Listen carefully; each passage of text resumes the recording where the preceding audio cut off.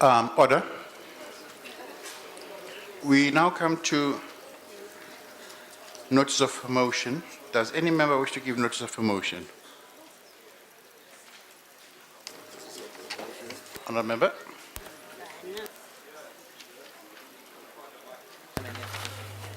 Thank you, Honourable Speaker. I hereby move on behalf of the Democratic Alliance that this House debate the lack of a transparent, publicly accessible housing waiting list based on a fair criteria and come up with solutions. I thank you. Noted. Are there any other motions without notice? Right at the back, Honourable member. Thank you, Honourable Speaker. I move on behalf of ANC that in its next sitting, the House debates building a corruption-free society with strict adherence to ethics throughout society. Thank you. Noted. Are there any other motions without notice? Yes, Honourable member. Agbare Speaker, ek gee graag hiermee kennis van 'n mosie namens die DA dat hierdie huis 'n debat voer oor die begrotingstekort van 37 miljard rand in die besteding van die nasionale begroting vir die eerste kwartaal. Dankie. Noted. Does any other member wish to give notice of a motion? Right at the back, Honourable member. Thank you, Honourable Speaker. I move on behalf of the ANC that in its next sitting, the House debates developing and strengthening collaboration with other education systems in the world, especially the BRICS countries. I thank you. Noted. Does any other member wish to give notice of a motion? Right at the back, Honourable member.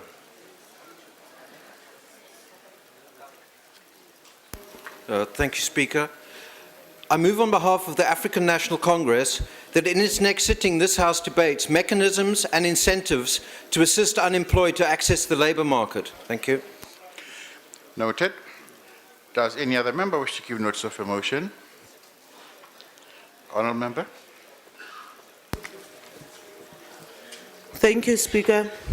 I move on behalf of the ANC that in its next sitting of House debates countering xenophobia by conducting sustained campaigns and programs. Thank you. Noted. Does any other member wish to give notice of a motion? That doesn't appear to be the case, in which case we move on to motions without notice. We now come to motions without notice. I now recognize the Honourable Deputy Chief Whip of the Majority Party. Thank you, Honourable Speaker. I move without notice that the House welcomes the launch of a 24-hour news channel, Africa News Network, 24 hours on Wednesday, the 21st of August, 2013. Further recalls that the ANN7 is the third round-the-clock TV news channel in South Africa and follows the public broadcaster SABC's launch of a continuous service on August 1. Further believes that the Africa News Network 7 will play a constructive role in our national disclosure by broadcasting balanced news that will enhance our thriving democracy. Acknowledges that the expansion of the airwaves will bring about broad views and opinions, results in constructive, thoughtful, and insightful perspectives into the public disclosure, and congratulate Africa News Network 7 and wishes it success in its endeavors. I thank you. If there are no objections, I put the motion. No objections. Agreed to. Are there any further motions without notice? Honourable Chief Whip of the Opposition. Thank you, Speaker. I move without notice that the House notes with great sadness the death of renowned South African jazz singer and composer Ms Satima Benjamin on 20 August 2013 at the age of 76. Also notes that Satima was born in Johannesburg in 1936, spent her childhood in Cape Town, and then emigrated to Switzerland with her husband Abdul Ibrahim in 1962, from where she toured the world with her husband. Also recognizes Satima's contribution to the struggle for freedom in South Africa through her music and fundraising initiatives and efforts to advance the mass liberation movement. Further notes that Satima was awarded the Order of Kganyago Silver in October 2004 by former President Thabo Mbeki in honor and recognition for Satima's excellent contribution as a jazz artist in South Africa and internationally, as well as for her contribution, and I quote, to the struggle against apartheid. Also notes that Satima was recently awarded the Standard Bank Joy of Jazz Lifetime Achievement Award and extends our heartfelt condolences to Satima via Benjamin's family, her friends, and her colleagues. May Satima rest in peace. Rus en vrede, Robala Kagotswa. If there are no objections, I put the motion. No objections are agreed to. Are there any further motions without notice? Deputy Chief Whip of the Majority Party. Thank you, Honorable Speaker. I move without notice that the House note that South Africa's golden boy and swimming sensation Chad Litlos recently returned home from the championships with a world short course record and 2 world titles to his name. Further notes that Litlos won both the 100 meters and 200 meter butterfly golds at the recent FINA World Championships in Barcelona, becoming the first South African swimmer to win 2 events in the same discipline.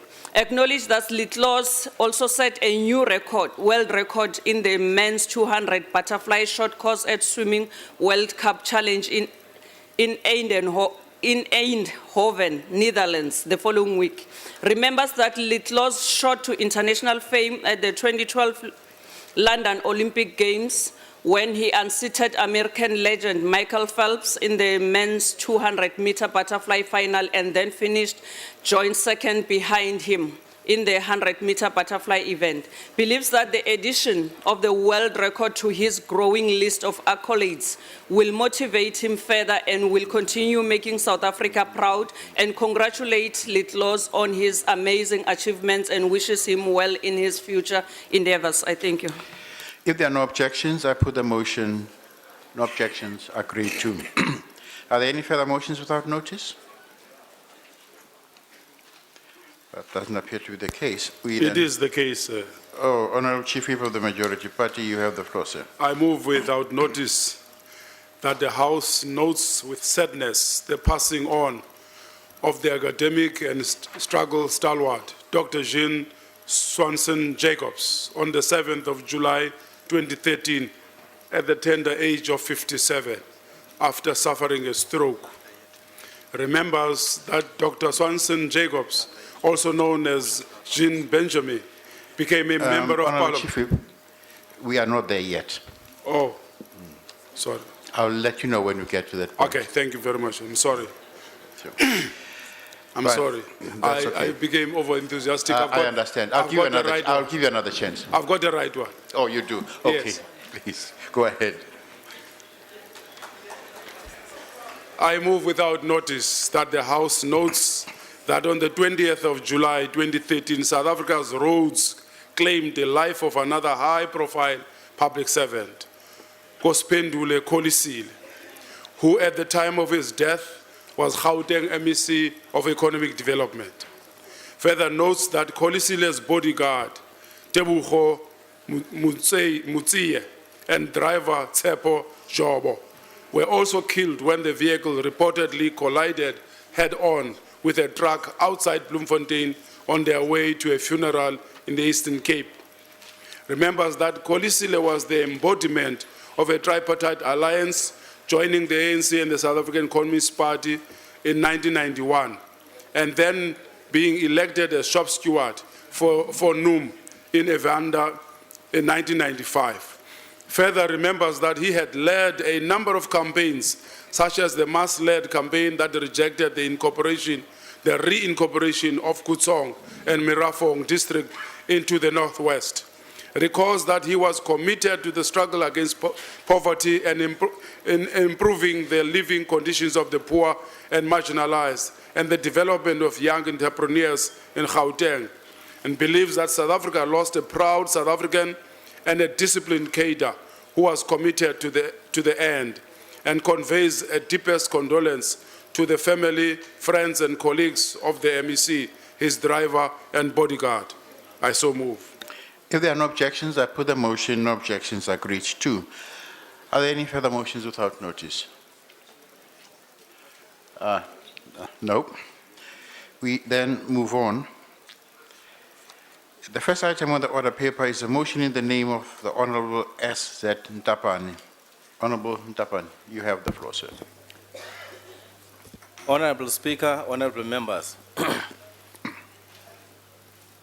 The UDM notes with sadness the passing of the Deputy President of the United Democratic Movement, Mr. Ms Kganyago, MP, on the 17th of July 2013. Further notes that he had been in hospital for about a week due to a short illness. Members that Topile Kganyago served as UDM Municipal Councillor in Pulukwana for 4 years, after which he became a member of the Limpopo Provincial Legislature until he became a member of Parliament in 2004. Further remembers that when he was appointed as Deputy Minister of Public Works, he said he could not believe the trust that had been bestowed on him. He was a humble man. Recalls that Mr. Kganyago also chaired the UDM Limpopo and was elected as the party's Deputy President in 2006 and again in 2010. Further recalls that before he served the UDM, he had a long career as an educator, a school inspector, and as the head of psychological services at the Department of Education. Believes that South Africa has lost one of its best educators and a dedicated servant of the people. Sorry. Thank you very much. Sorry, Honorable Speaker. And conveys its heartfelt condolences to the Kganyago family, his colleagues, and friends on the loss of this son of the soil. Thank you, Honorable Speaker. Thank you. I now recognize the Honorable Kwankwa, who will be making his maiden speech. Thank you very much. Mr. Speaker and honorable members, do you know what is harder to bear than the reverses of fortune? This is a question once asked by Napoleon Bonaparte. And he actually answered it himself by saying, and I quote, "It is the baseness and the hideous ingratitude of man."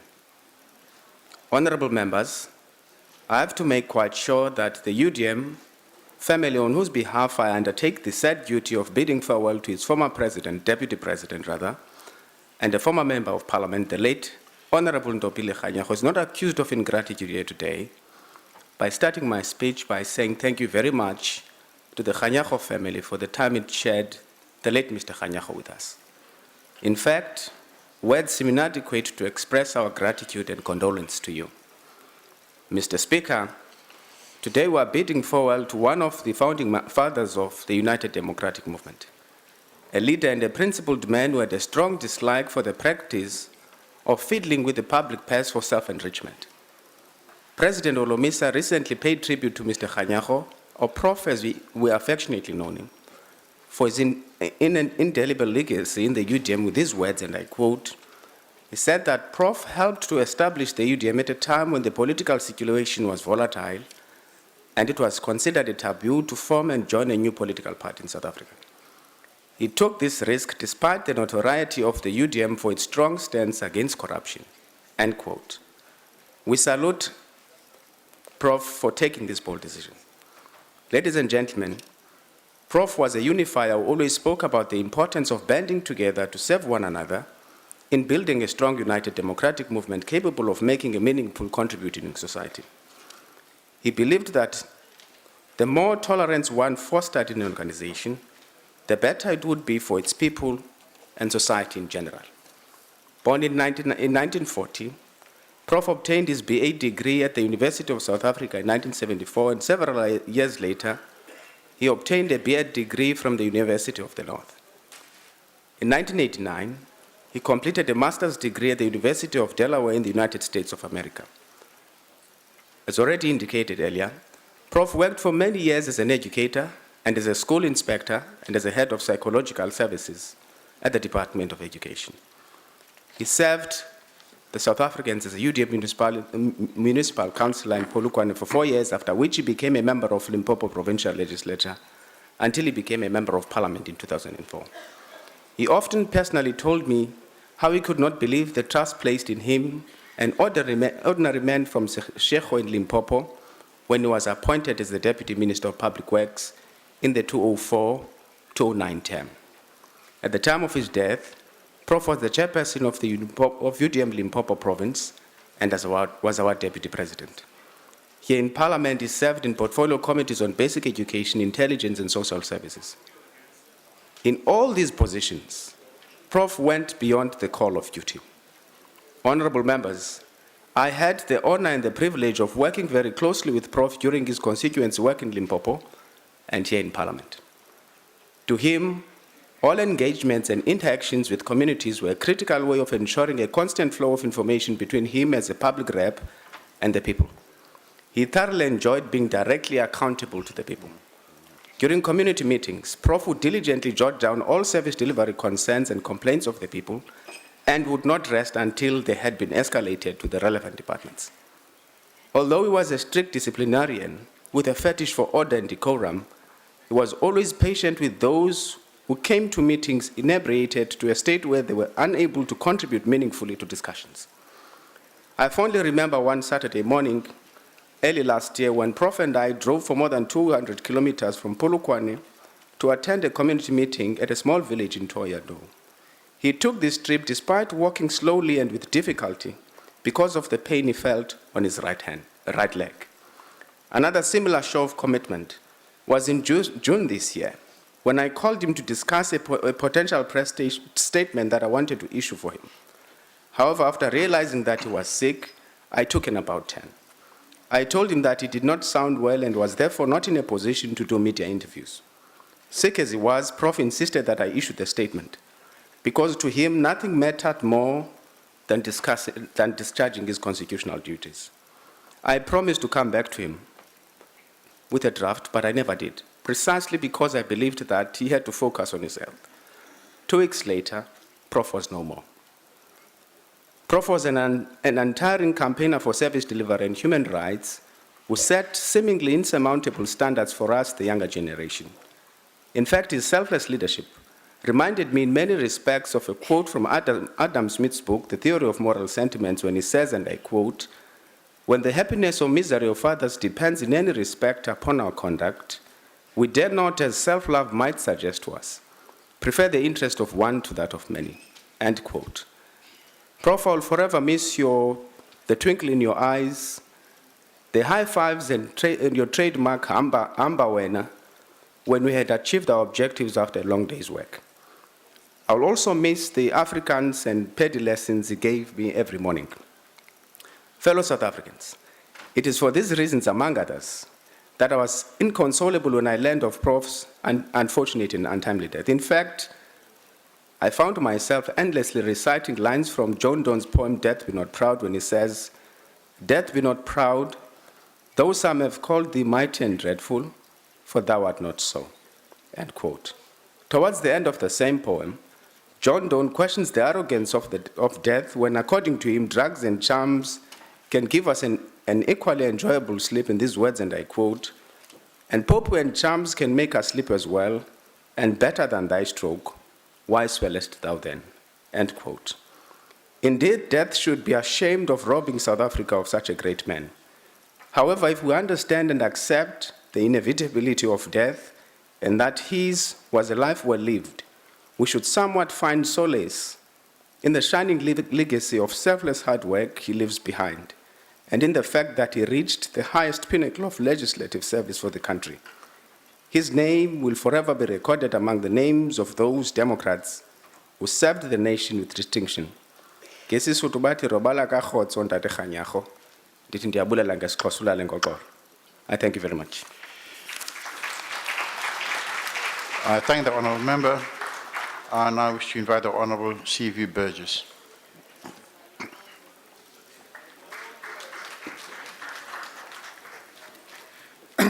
Honourable Speaker, honourable members, I met the late Kganyago personally for the first time after the 2009 elections, when he became a member of the Joint Standing Committee on Intelligence. Immediately you notice the many positive qualities that he had. He was always pleasant and polite and extremely respectful. He would always apologize if he was going to be late for meetings, and he would always request permission if he needed to leave a meeting early. He would never leave a meeting before I gave him an answer. At first, I was somewhat skeptical of this exaggerated level of respect and humbleness that he displayed. But soon I realized that this was the man, a man of substance, a quality man. He was humble, he was friendly, he was funny, he was humorous. And I recall when committee members first went on training in 2009, he was so fascinated when we were briefed on the procedures of interception. He asked so many questions about his mobile phone that members joked with him and asked him whether he had a girlfriend that he was secretly communicating with, because they just couldn't understand why he was so fascinated about this subject matter. There's another incident I'd like to tell. The House, he came to a meeting one day very excited. I had to calm him down. He says, I just want £350,000. And now I must get this money from England, and I've already sent 3,000 rand to allow the money to come to me now. And then people started laughing. And then when he started inquiring why the members were laughing, and he got told why, he started laughing the loudest. It appeared that he had not heard that there was this thing going around, that everybody who had cell phones was winning large sums of money.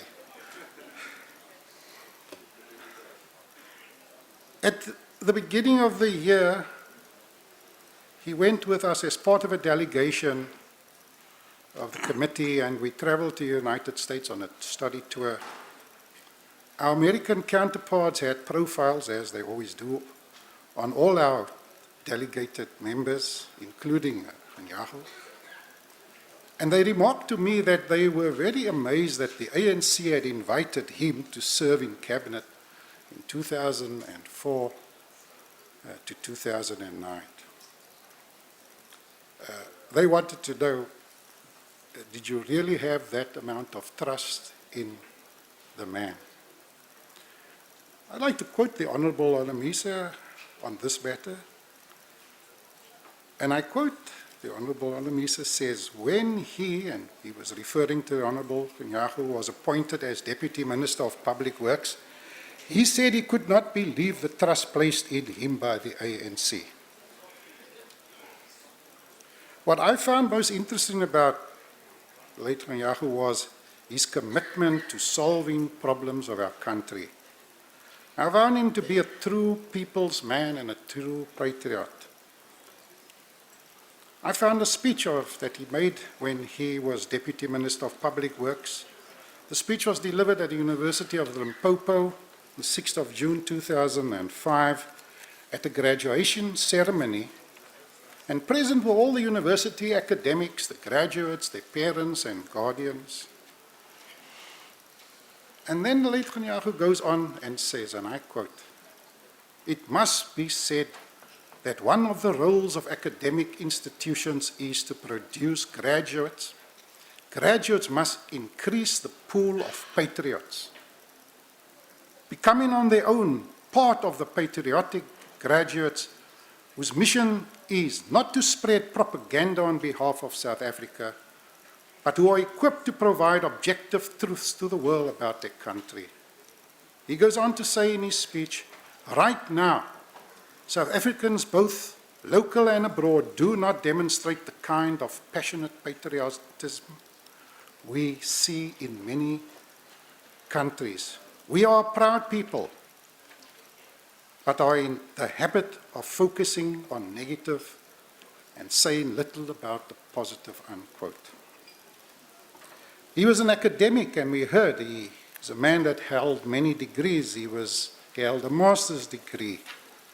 And it's quite clear when you speak to him the level of intelligence, the level of understanding that he has about many, many things. The death of a dear one, whether timely or not, is a trying time for those who know that the world will not be the same without their presence. Though the heart grieves, most of us don't know how to express our sorrow or comfort those that need our support through some thoughtful words.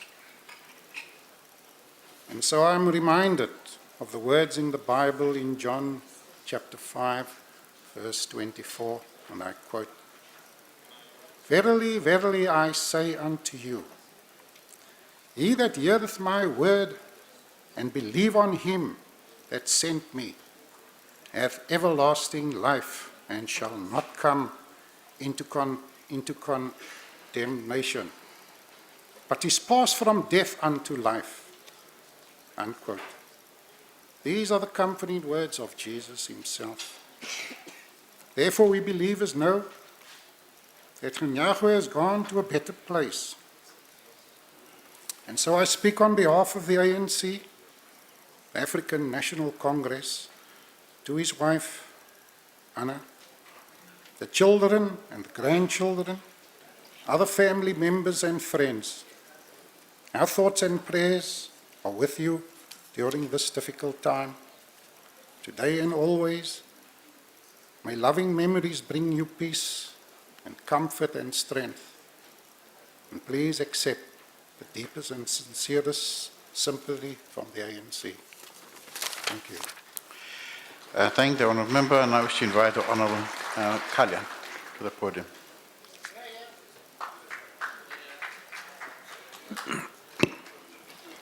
Colleagues, I rise today to add the DA's voice and pay tribute to the late Honourable Kganyago, who passed away on the 18th of July this year, aged 73. It is always sad when a member of the 400 Club passes away, especially when the member has excelled, as did the Honourable Kganyago. He started off in life as a carpenter and later progressed to become a court interpreter, an educator, a school inspector, and a psychologist. He left an indelible mark in the education profession. However, not being satisfied with all these achievements, he entered political life and had the advantage of not only serving the UDM in all three spheres of government, but also serving the executive of this country in the capacity of Deputy Minister of Public Works. He held high office in his political party, the UDM, his last position being that of Deputy President. Honourable Kganyago and I served together on many professional bodies as psychologists and on the quarterly consultative forum in Parliament. I'd like to tell you that he was passionate about members' facilities. And one day in this meeting, he had us rolling in laughter when he said that the standard issue of a double bed by Public Works was not big enough for him. I found him to be a humble, kind, and gentle soul with a twinkle in his eye and a good sense of humor. His passing after a short illness has saddened many in this house.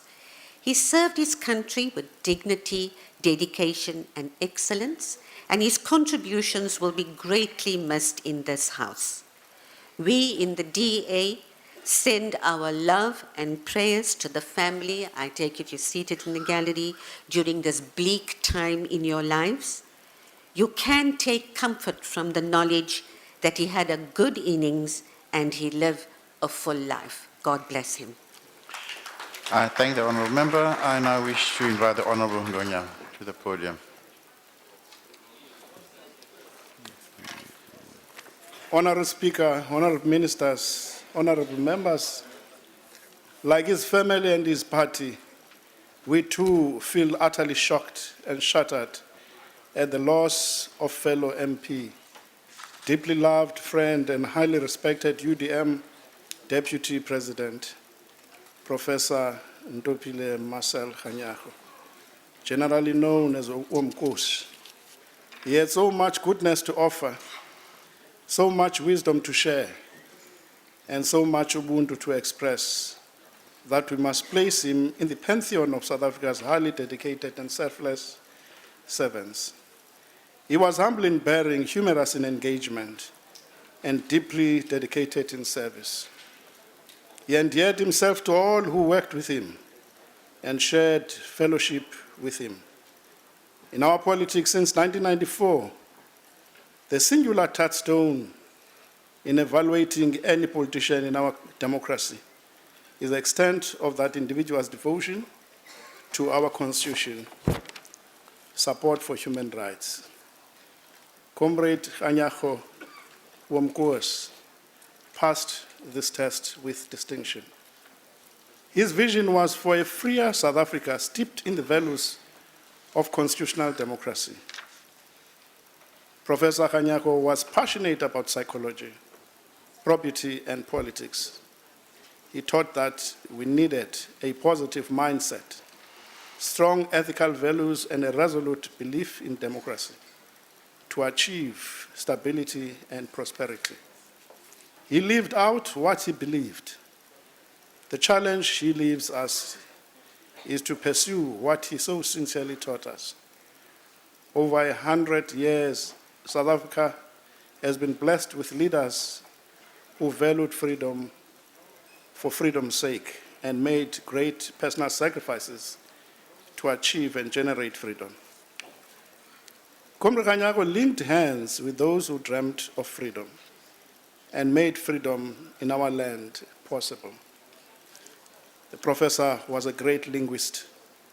He could freely switch from one language to the next, from English to Afrikaans to Pedi and to the Nguni languages.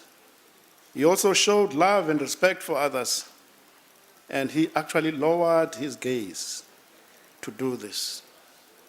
Comrade Kganyago was a deep thinker, and his love for education knew no bounds. I can say also that he was a very smart politician. Rest well, Comrade Professor. You served our country well. You honored our great leaders of the struggle sincerely. And now, in your departure, you leave us inspired never to forget the struggle, never to yield on making safe our freedom, and never to abandon the people of our land who look to us to secure the future. To the family of Comrade Kganyago and the leadership of the UDM, we offer our sincerest condolences on the passing away of our loyal, devoted, and loving being. Re a leboga, Comrade Kganyago, batho ba tshwana le wena ba hlokwa. Robala ha botse sebata kgomo. Re a leboga. Siyabulela Khamela. I now wish to invite Honorable VB Ndlovu. Gachen, you have the floor.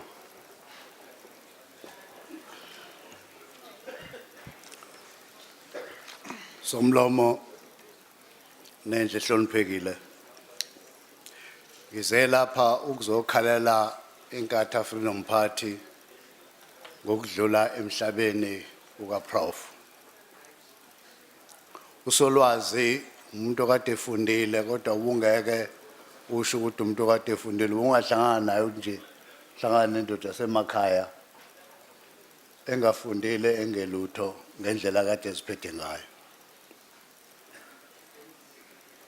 Ukuhamba kwakhe emhlabeni kuhlwethe abaningi bethu igugu elihle lokuzazi nokuzethemba nokufunda nokwazisa abanye abantu.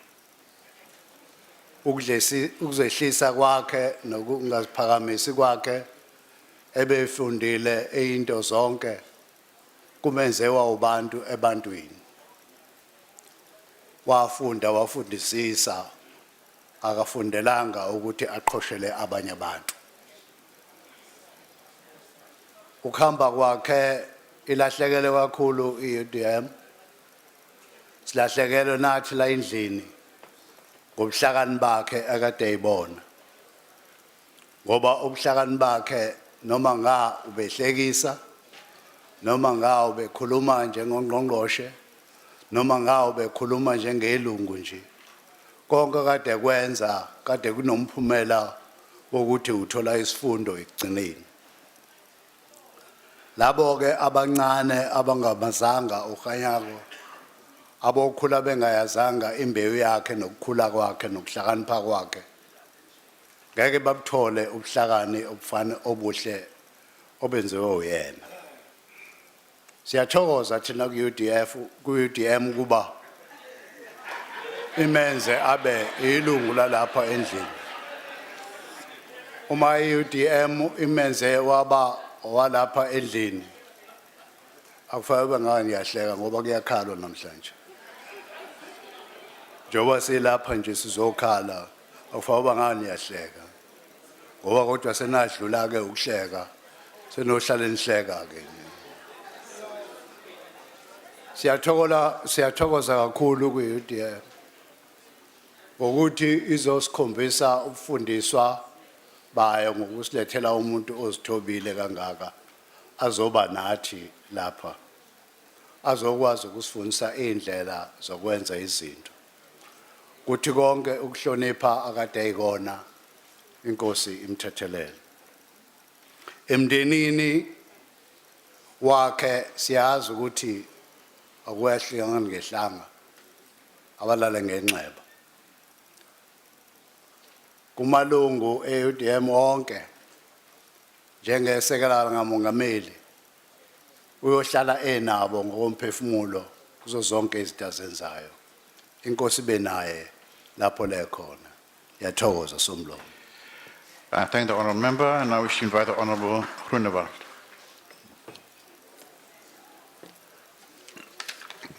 Agbare Speaker, die oorledene meneer Kganyago was 'n baie gerespekteerde persoon en lid van die nasionale vergadering. En ek dink as hy vandag hier kon afgekyk het van al hierdie gebeurtenisse hierso vandag, dan sou hy geglimlag het dat ek ook hier in Afrikaans praat. Want een van die aspekte wat my besonder beïndruk het van die oorledene was juis dat hy so suiwer Afrikaans gepraat het. Ek het altyd vir hom gesê, hy is beter as ek. Hy kan my moedertaal praat, maar hy kan nie sy moedertaal praat nie. Hy is 'n lid wat hier toesprake van hierdie podium afgelewer het, wat groot respek afgedwing het by al die lede. Hy het diep spore getrap as opvoedkundige. Ons het gekyk na sy curriculum vitae, u het die gehoor, en ons kan vir almal sê dat die nasionale vergadering is jammer dat hulle 'n gerespekteerde en 'n voorbeeldige, agbare lid verloor het. Die Vryheidsfront Plus wil ook graag sy innige meegevoel toon, ook en betuig teenoor sy familie, sy kinders en almal wat naby aan hom is. Dit is altyd hartseer om iemand aan die dood af te staan. Ons wil hulle sterkte toebid en vertroosting. En ons wens ook die UDM en die leier agbare Holomisa ook sterkte toe vir hulle party, want ek dink hulle het ook 'n groot onderleier daar verloor. Ek dank u. I thank the honourable member, and I wish to invite the Honourable C. Dudley to the podium. Thank you, Honourable Speaker. We have lost a principled and compassionate man through the death of Honourable Kganyago, Deputy President of the UDM. He served as a Member of Parliament from April 2004 and was Deputy Minister of Public Works for 5 years. He was affectionately known as Prof because he was well educated, highly regarded as a teacher, and known as an eternal student, always asking questions and never too old to learn. The ACDP recognizes Honourable Kganyago as a courageous pioneer that helped establish his party at a time when the political situation was extremely volatile.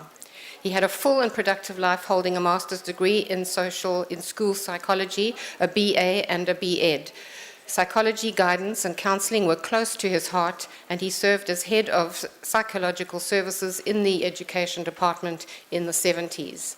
I served with Honourable Kganyago on basic education, and on committee trips we often had time to chat. One story that he told me about his very much younger days sticks in my mind, partly because it caused me some sadness, and I suspect, despite his chuckle, was a slightly painful memory for him too. He told me that when he was still just a boy, he was an apprentice to an electrician and was often up in the roofs of houses in white areas. He said he would never forget the fright he got one day when he misplaced his foot and he fell through the roof of the house into the bedroom of a little girl who had stayed home from school that day because she was sick. The little girl screamed and screamed uncontrollably, repeating the words, "A swart devil, a swart devil." Now, I'm not sure why he shared that particular story, but it appeared to be important to him, and so with a heavy heart, I share it with you. We will miss you, Honourable Kganyago, and our prayers are with your wife and family, colleagues and friends during this sad time. Rest in peace. I thank the honourable member. Honourable Mfundisi, you have the floor, sir. Honourable Speaker, namalungu ahloniphekayo, awuhlanga lingahlanga kwasaphola kwaKhanyago nombutho we-UDM. Ulwamvila lokufa luhlala lufika lungalindelekanga. Lusothuse siphathe siyeka. Kwizinto ezikhoyo zesayinisi nezengqondi, ayikho ekwazi ukusenza sinxibelelane nokufa zesikwazi sithi khawume ithutyana noko. Asikagqibi ukufunqa kwimpompoma yolwazi lwayo uchongiweyo. Nalamhla sisabuza umbuzo omnye wakudala othi luphi kufa ulwavila lakho. His commitment to South Africa can never be doubted. He is like a soldier that died in combat. South Africa needs such experienced politicians as himself. His service record and memberships to associations shows the kind of a broad open mind he had, and that is a virtue. Mr. Kganyago was an omnivorous reader, and I will always remember him for advising me to read the book, It's Our Turn to Eat, by Michelle Arong, to appreciate what is going on the continent. I will forever cherish memories I had with him and the depth of his thinking. Marx Building, where opposition parties are housed, will certainly never be the same in Mr. Kganyago's absence. He was a warm presence, a familiar presence. We in the UCDP convey our deepest condolences to his family, the UDM, and close friends. May his soul rest in peace. I thank the honourable member. Our last speaker on this condolence motion will be Honourable Esther Ntapane. Honourable Speaker, honourable members, I'm in a state of quandary about where to start so that this august house, actually the whole institution, can realize how much UDM and family members of Kganyago are so appreciative and thankful about all what has been done towards Prof's passing away. When Prof passed away, you know, it was the first time a parliamentary member of UDM passes on. And as a chief whip, I knew that I have to play a part as far as parliament is concerned. And I didn't know where to start. I received a call from members' facility inviting me to come to Cape Town because we were in the constituency during that period. When I came to parliament, they came to my office, Mrs. Harper and one of her staff members came to my office. They took me step by step as to what is going to happen. And indeed, that happened exactly the way they told me. I'm so thankful to members' facility, especially Mrs. Harper, about the cooperation. About the cooperation, you know, they have given us during that difficult time. As I have said, the Honourable Speaker, we were in constituencies during that time, but I didn't attend Prof's memorial service. It was on a Thursday of the week he was buried on a Saturday. But I was informed and told by members of UDM that there were a lot of members of this house who attended Prof's memorial service. On the funeral date, I was so surprised to see so many members of parliament, you know, traveling as far as Eastern Cape, KZN, and over South Africa, attending. You know, there were not less than 20 members of this house that were in Pro's funeral. We are so thankful about that. You have really shown us that we are being treated as family when we're in this house. You know, to Mrs. Harper again, she informed me that Parliament pays for a certain number of members for traveling and accommodation. And none of the members of my colleagues who were in that funeral complained about accommodation and traveling, which means that Mrs. Harper and her staff did that. To my colleagues, I'm really in short of words. As I have said, you were in your constituencies doing constituency work, especially that elections are around the corner, but you have to leave all that to attend our members' funeral. Thank you very much for that. Last week, I received a call from the chief whip of the majority party, Mbamba. In this call, he said to me, Fagu, all the parties that are represented in Parliament are aggrieved. But the truth of the fact is that UDM is feeling the most pinch. And as such, as ANC, we felt to give UDM the time that is entitled to it, which is 3 minutes, is very much unfair in this instance. And as a result, as ANC, we agreed to take 10 minutes of our time and give it to UDM.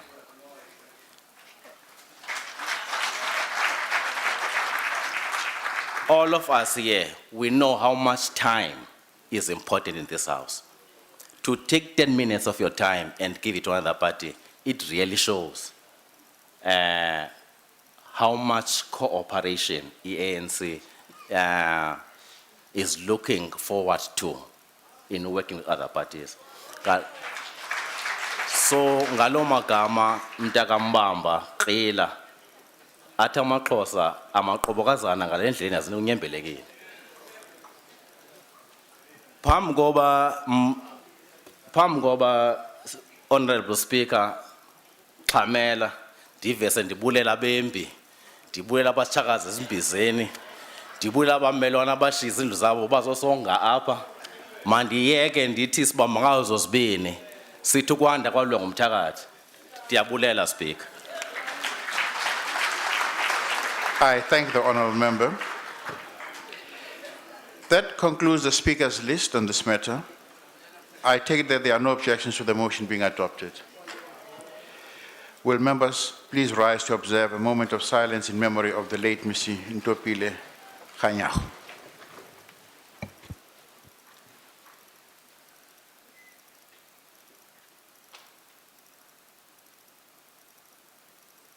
Thank you. Please be seated.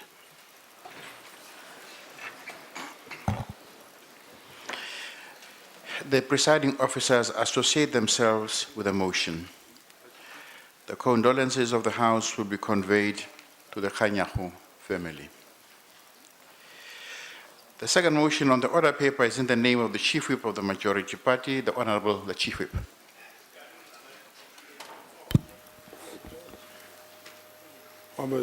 Honorable Speaker, I move that the House notes with sadness the passing of our academic and struggle stalwart, Dr. Ms Swanson-Jacobs, on the 7th of July 2013 at the tender age of 57 after suffering a stroke.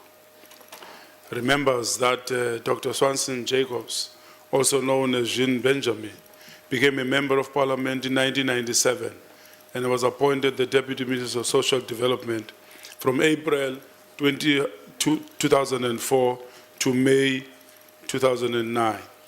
Further remembers that her student political activism resulted in her expulsion from the University of Western Cape in 1975 and her being forced into exile before relocating to London to avoid being subpoenaed as a state witness in the trial of Seth Cooper and 12 other so-called terrorist activists.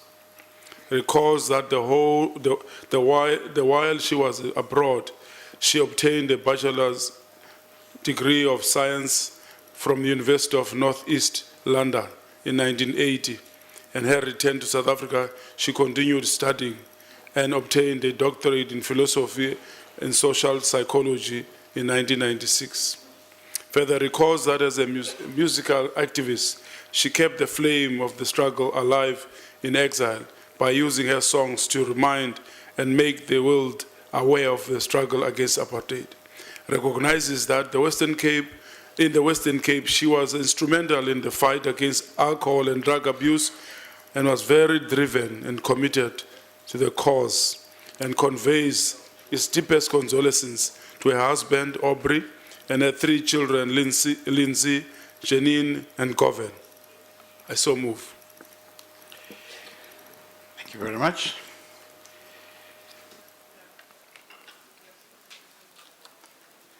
I take it there are no objections to the motion being adopted. Will members please rise to observe a moment of silence in memory of the late Ms. Benjamin.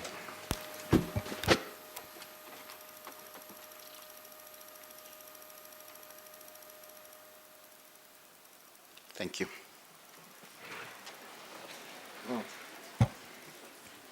Condolences of the House will be extended to the family.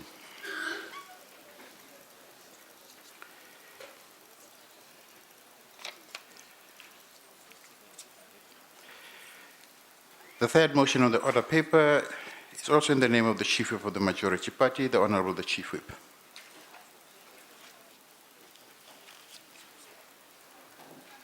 Honourable Speaker, I move that the House notes that the President of the Assembly of the Republic of Mozambique, Ms N M Kganyago, will pay an official visit to Parliament of South Africa on Tuesday, the 10th of September 2013. One of the purposes of the visit is to establish a regular exchange program between the National Assembly of South Africa and the Assembly of the Republic of Mozambique.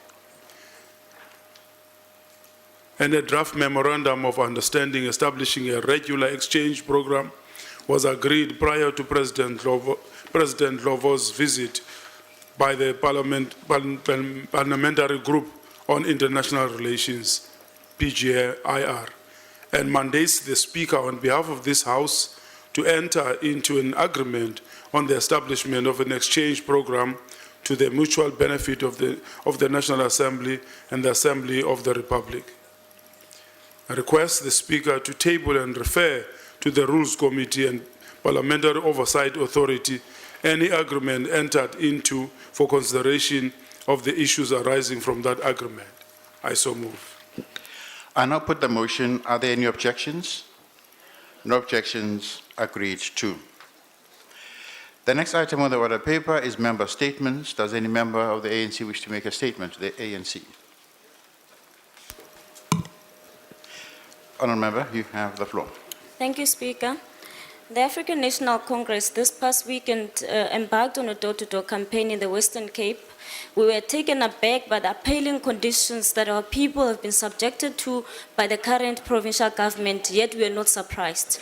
At this occasion of door-to-door in Michelle's Plain, the mothers and children of Montrose Park asked us to inform the nation about the DA and its provincial government that continues to close down the schools of their children. They've pleaded with the ANC to prevail upon the Western Cape government to stop forcing their children to walk long distances, even cross the dangerous railway lines, bus roads, attending to schools in Lettengeer and Beacon Valley in search of education. Clearly, the DA doesn't care about the education of children and especially of the poor. It has aligned itself to a champion of the elite, of the expense of the poor and the downtrodden. The ANC regards the education as one of its priorities, and over the years we have delivered. Early childhood development facilities has increased, grade R enrollment rates have doubled, and the percentage of matric rates has increased because the ANC cares about its children and the future of this country. Thank you. The DA. Mr. Speaker, on the 16th of August 2013, Judge Matopo of the North Gauteng High Court ordered the National Prosecuting Authority to hand over to the Democratic Alliance the reduced record of decision to drop nearly 800 charges of fraud and corruption against President Jacob Zuma within 5 days. This was a victory for democracy, for accountability, and for our Constitution. The NPA is until tomorrow to hand over these documents. In his judgment, Judge Matopo highlighted the NPA's irresponsibility in not handing over these documents when first ordered to do so. Furthermore, he stated that it is not good enough for President Zuma or the NPA, when called upon to disclose documents, to hide behind privilege. The DA is waiting to see if the NPA will do the right thing this time and hand over the transcripts of the so-called spy tapes and other documents. If we do not receive these documents tomorrow and there is no appeal, the NPA will be in contempt of court. This would effectively plunge South Africa into a constitutional crisis. South Africa has the right to know if there was a case against President Zuma and if the decision by the NPA to drop the charges was politically motivated. The NPA will now have to answer for this decision. I thank you. Cope. Thank you, Mr. Speaker. The long-term effects of the recent spate of unprotected strikes is starting to haunt the growth potential of the South African economy. With the Foreign Investment Confidence Index at a 10-year low, the mining sector has lost between 12 and 15 billion in revenue because of strikes. Add to this a slow commodities market and the growing capital costs. This sector will remain in a deficit for this year and the whole of next year. The upcoming strikes in other sectors poses a significant risk to the South African economic growth outlook. The Reserve Bank is worried. They have just revised the GDP growth outlook downwards. The bank has also warned that a withdrawal of global liquidity would result in a withdrawal in capital inflows infecting South Africa seriously because of our large current account deficit, which has been financed by capital inflows. So let's realize we are in this together. The unions should adjust their demands to the current situation. The outfall around the expelled COSATU Secretary General is not assisting the situation. When will we see real leadership coming from all leaders in the union world? I thank you. The ANC. Thank you, Honourable Speaker. The majority of South African women still bears the scars and remands of the effect of the apartheid system and patriarchy, which has oppressed them as a class, as women and as black people. However, since the dawn of democracy in 1994, the ANC government has made significant progress in empowering women in the spheres of politics, the public sector and education. This is evident in the representation of women in the South African Parliament and the legislatures. Furthermore, we have seen an increase in the appointments of South African women in the echelons of power in the African continent. We are also proud of the South African women who are making a tremendous contribution to the world, especially in the United Nations, flying the South African flag high in the global arena. These achievements outlined above are a testament of really South Africa is a better place for women than it was in 1994. Although there are still many challenges facing our women, thus the ANC recommits itself to create an enabling environment for women to improve their participation in income-generating activities in the economy, as well as move forward in finalizing the Women Empowerment and Gender Equality Bill, which will ensure compliance both within government and the private sector with measures intended to promote women empowerment and gender equality. These measures will contribute to the fact that women are liberated from the bondages of exploitation, marginalization, and patriarchy. I thank you, Speaker. The IFP. Thank you, Speaker. Water and sanitation in South Africa remains a grave concern to Ingara Freedom Party. We depend on rivers, dams, and underground water for water supply, and yet the quality of our water has been declining over recent years. Our rivers and streams are becoming highly polluted, and in many instances are toxic. Sewage flows untreated into tributaries. Garbage litter, our rivers, our river banks, and unethical corporates with no social responsibility pollute our waterways. Many communities continue to live with sewage leaking onto their streets, while some municipalities make it impossible for them to have access to drinking water. The government must urgently address the state of litter and sewage leakages to make water drinkable even for livestock. In KwaZulu-Natal, for example, cattle were lost because they drank contaminated water. It is time that government stop claiming services are being delivered and actually delivered on their promises. I thank you. The UDM. Honorable Speaker, the United Democratic Movement is concerned about the strike of the whole staff in all campuses of Walter Sisulu University. This strike started on the 23rd of July 2013, which means therefore that tomorrow it will be finishing the whole month. UDM is very much concerned about the laxity with which the department is handling this matter. Much as UDM is concerned about the staff of Walter Sisulu University who did not get their salaries this month, August. Of the most concern to UDM is the students who are the worst victims of the situation. Tomorrow it will be the whole month, they neither get assistance from educators nor access to libraries.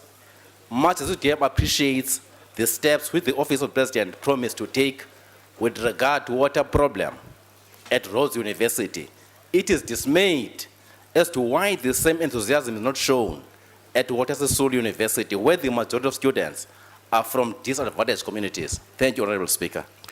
The ANC.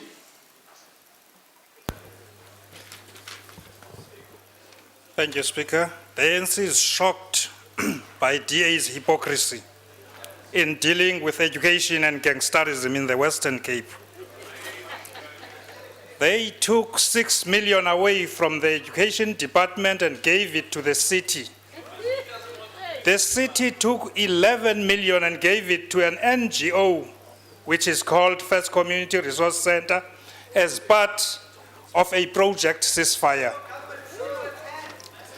There are still question marks around this NGO, and this initiative should be investigated. What is even more disturbing is that Premier Zille deemed it prudent to rob children of the poor in the Cape Flats of vital educational needs by reducing the budget in this way. The problem here is that taking from the education budget is in effect taking from the poor. And since education is key in reducing crime such as gangsterism, this initiative clearly shows that the DA makes no sense in governance in this province.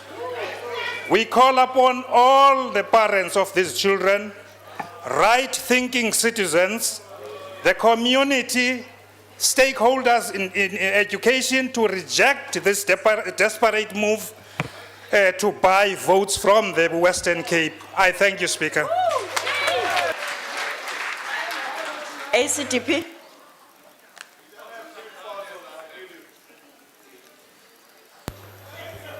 Honorable Speaker, the African Christian Democratic Party has taken note of the report by the Auditor General on the state of our municipalities' finances for the year 2011-2012.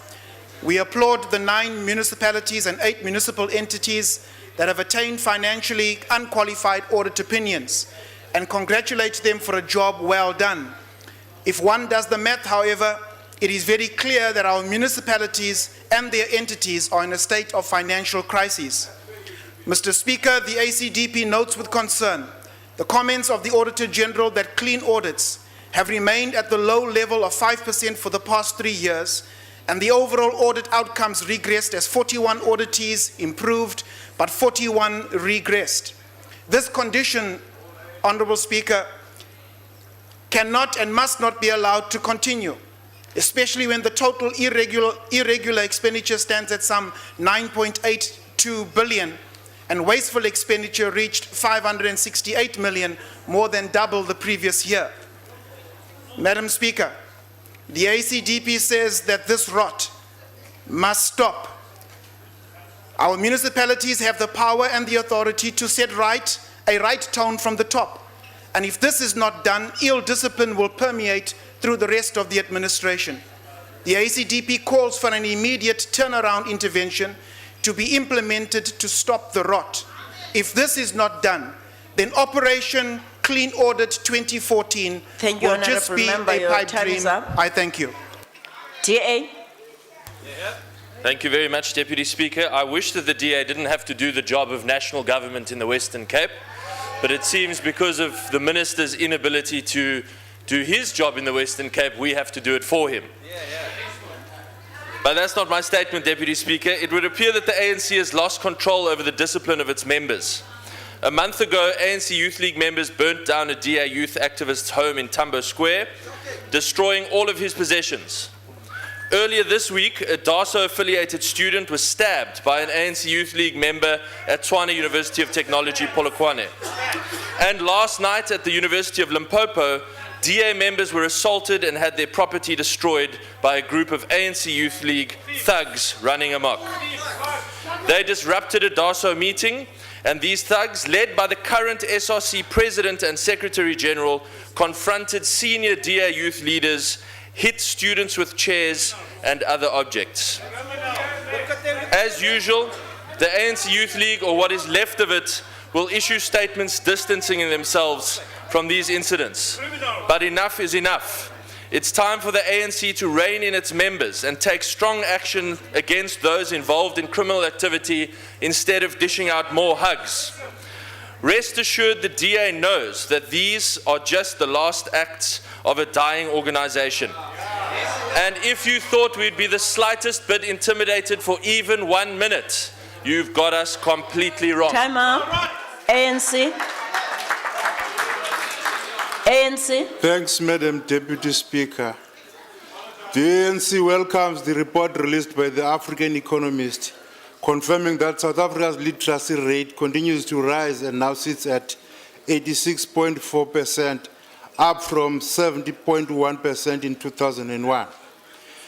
Emerging from a history of an education system that sought to restrict and subject the majority of people in this country to being hewers of wood and drawers of water, South Africa is now in the top 3 countries of the continent in terms of literacy, catching up to more historically inclusive education systems and closing a crucial gap that was intended to forever subjugate Africans, rendering them poor, unemployed, and unemployable.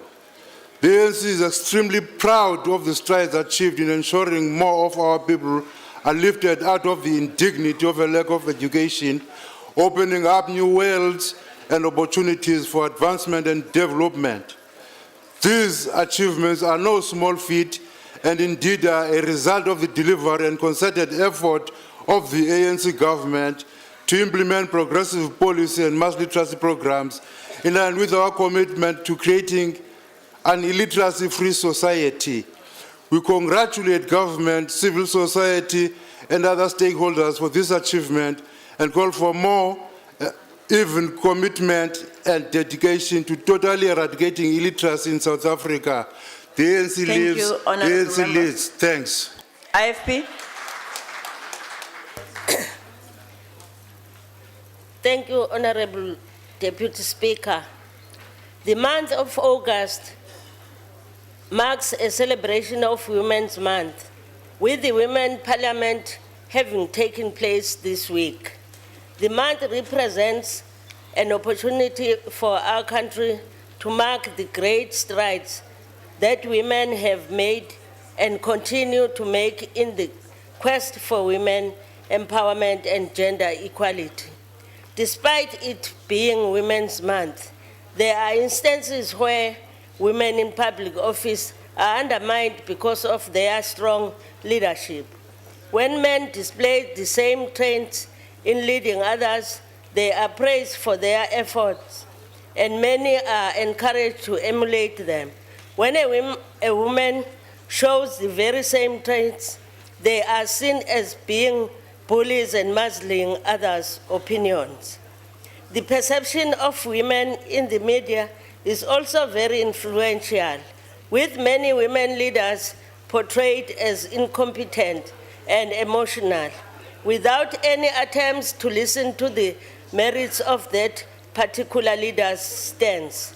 Women must be taken seriously on every level, not just on Women's Day or month, because we make a mockery of these milestones if nothing changes, and we deal with the same issues every year. I thank you.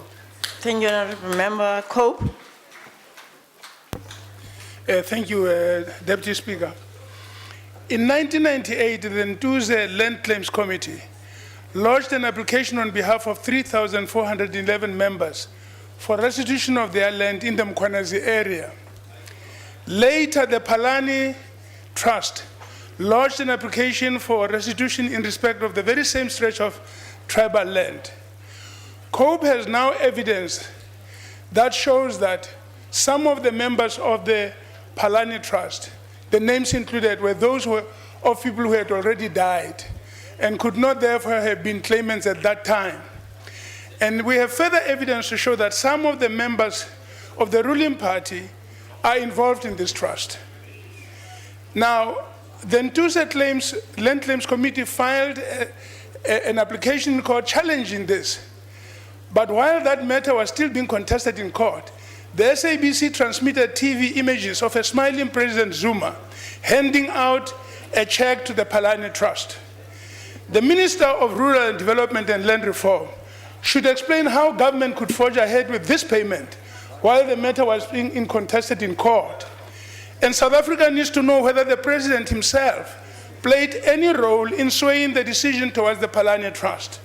COPE shall pursue this matter until the community of Ntuze gets all its legitimate rights. Thank you, Madam.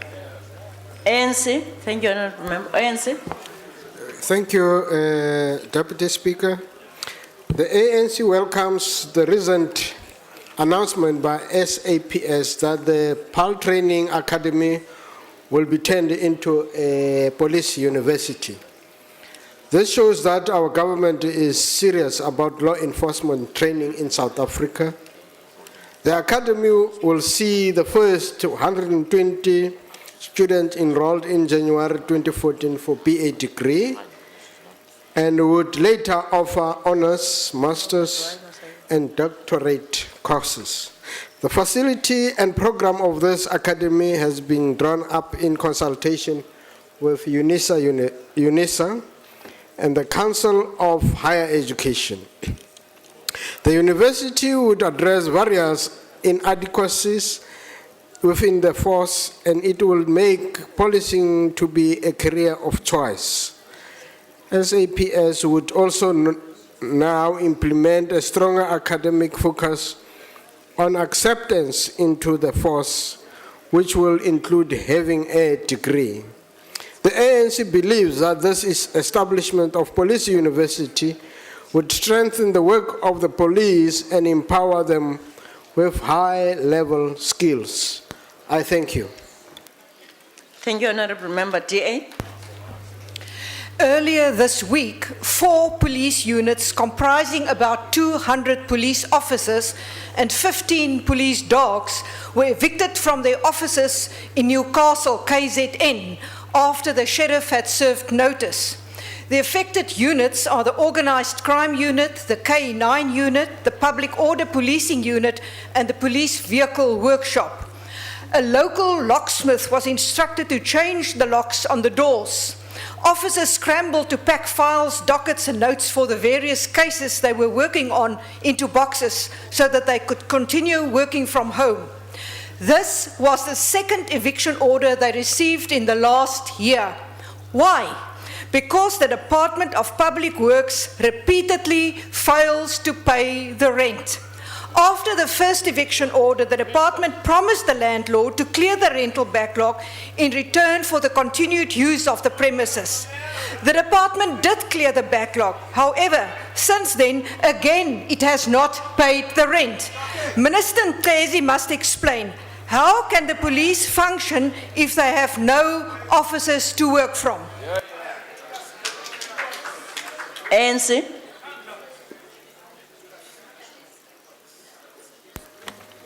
ANC. Thank you, Speaker. The ANC welcomes the signing of the pact by Department of Basic Education and the police on Tuesday, 6 August 2013 at Sakisizwe Secondary School in Kanana Park, south of Johannesburg. The pact is envisioned to develop a range of crime prevention programs geared at improving safety at schools, seeking to bind teachers, pupils and the community to unite in the fight against violence in schools, with the objective of establishing safe school communities across the country. Already 18,309 schools have been linked to police stations, and school safety committees have also been established. The ANC is of the view that crime and violence in schools is a shared responsibility. Therefore, we urge parents and the communities to participate in the day-to-day development of children and ensure the success of their schools. Moreover, working with the police will ensure that schools are safe havens where learners do not have to fear that they will be attacked. The ANC calls upon members of the communities, especially in areas such as Manningburg in the Western Cape, to establish school safety committees in their own areas. I thank you. Thank you, Honorable Member. That concludes member statements. Are there any ministerial responses?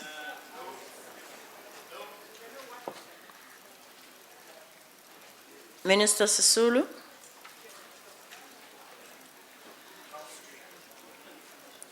Thank you very much, Deputy Chair. Deputy Chair, I wanted to recognize the concern that was raised by the Honorable member representing the ACDP about the state of the financial crisis in our municipalities. I agree with him. We must all be very concerned about this matter. But I wanted to assure him that work has been done to assist these municipalities.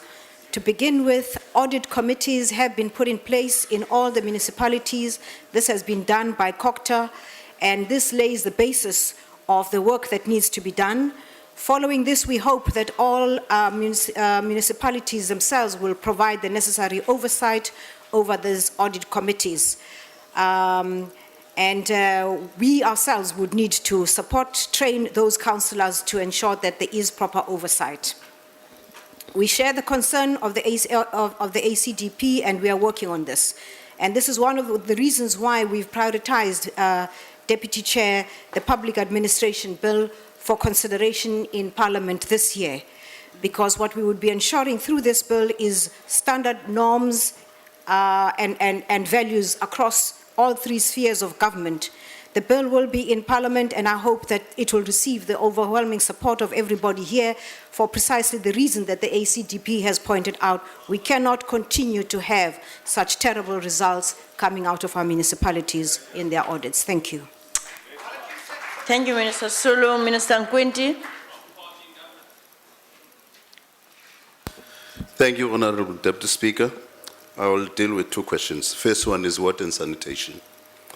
Honorable Deputy Speaker, water and sanitation is perhaps the biggest social problem facing the country. We acknowledge that.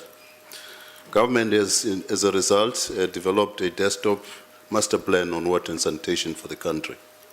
So the departments of water and water affairs, human settlements, and COCTA have been charged with the responsibility of dealing with this problem.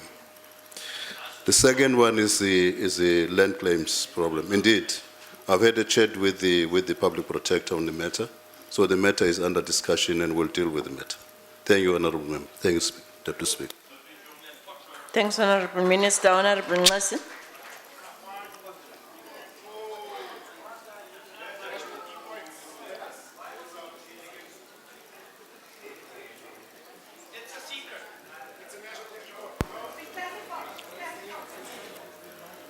Now, Deputy Speaker, there's a huge process of reviewing leases. And what Honorable Dreyer is quoting, it's part of the process of reviewing those leases, which are more than 2,500. And we know that that process is inconveniencing some. But the Order, problem, honorable members. as we are correcting those leasing, doing proper new leases on a long-term basis, there are some who want to gain from the chaos of the previous leases and use that to blackmail or use blackmailing tactics in order for the state to pay exorbitant rates. So we are correcting all of them, and we're trying to be meticulous. That's why people are inconvenienced. But all of them will be on board. Thank you. Thank you. Honorable Fransman. Honorable Deputy Speaker, just the issue around Member Sonto and Member Sonto posed the question. There's a lot of questions still to be raised around this particular NGO that received 11 million rand from the City of Cape Town. The reality is this particular NGO, Pambanani officials were closed down in the Western Cape. At each school, 2 security officials with trained personnel and with 2-way radio stations were in place. 4 years ago, the provincial government of the Western Cape closed it down. Secondly, 11 million rand were transferred through deviation order from the city's books to a NGO that suddenly came from nowhere. That same NGO then, somewhere in a Nova Park, requested in writing to the parole board the early release of a known gangster in Cape Town and a known drug merchant, and therefore those are the real questions that needs to be investigated in this particular way. The third issue around, I think we must ask the DA MP that have spoken. We actually are astonished with the way that the national minister are decent in his interaction with the provincial government after they tried to embarrass, after they tried to throw stones, after they tried to do all of these things, and therefore we are saying yes for cooperation, but no for a way to find where the provincial government actually put up alternative mechanisms to undermine law enforcement through the SAPs in the Western Cape. That's the real issues to be investigated, and we'll be dealing with that. Thank you, Honorable Minister. Honorable Pando. Thank you, Deputy Speaker. I'd like to respond to 1 or 2 of the statements that have been made by honourable members. In particular, the statements with respect to higher education in the Eastern Cape and the need to provide support to Walter Sisulu University. I know that Minister Nzimande is going to be investing fairly substantially in the development of the poorer and less developed institutions of higher learning in our country, and Walter Sisulu University is going to be one of the beneficiaries of the investment, both in teaching and learning facilities, as well as accommodation for young students. It was the ANC that began to invest in historically disadvantaged institutions in our country, and I hope that the initiatives of Minister Nzimande will enhance the learning opportunities for young people in our country. With respect to the ANC member who referred to door in the Western Cape, well, I really regretted not having gumboots when I was walking about in Khayelitsha, because the housing conditions are absolutely disgraceful. The people in that community are wallowing in water in the so-called world-class city. There isn't world-class accommodation in Khayelitsha and New Crossroads. And we should not boast about world-class until all the facilities for all the people of the provinces in which we live are of an equivalent status. Thank you very much, Deputy. Thank you very much, Honorable Minister. That concludes the order, honorable members. That concludes ministerial responses. The Secretary will read the first order of the day. Second reading debate, Criminal Law Forensic Procedures Amendment Bill. The Honorable Minister of Police.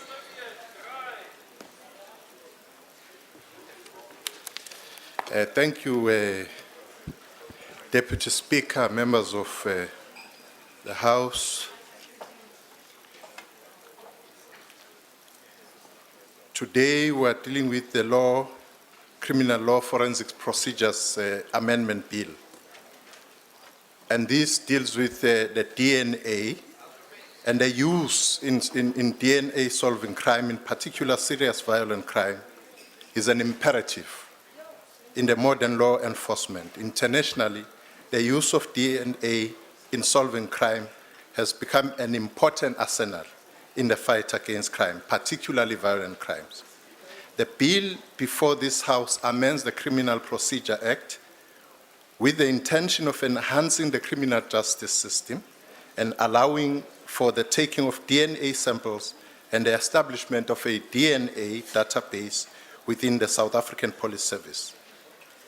It enhances the use of forensic evidence in combating crime. It translates into legislation of the formulated policy with regard to DNA.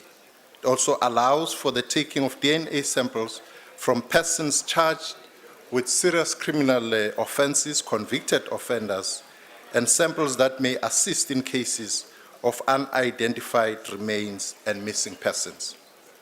The link the scene samples with samples of suspects and of DNA samples to be analyzed, and the result of such analysis be kept on record for the purposes of detection of crime and the investigation of cases. The use of DNA and the database assist in the detection of crime, the prosecution of crime, as well as the identification of unidentified human remains.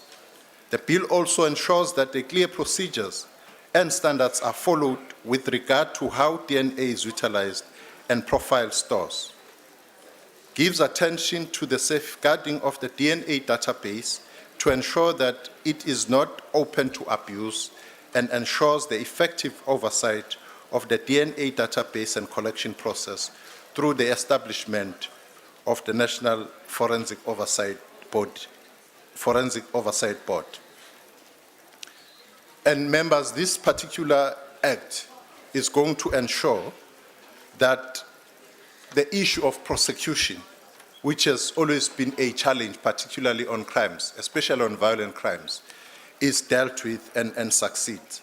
It follows the criminal justice review process, which was done by the JCPS some years ago, of ensuring that in the fight against crime, we do that in a smart way and using all the arsenals at our disposal. We therefore hope that with the introduction of this bill and its operation, we are going to be able to solve a lot of cases which remain unsolved, because this is the most scientific way of dealing with crime. And as such, it is a silent witness in the fight against crime. And I thank you. Thank you, Honorable Minister. Honorable Van Wyk.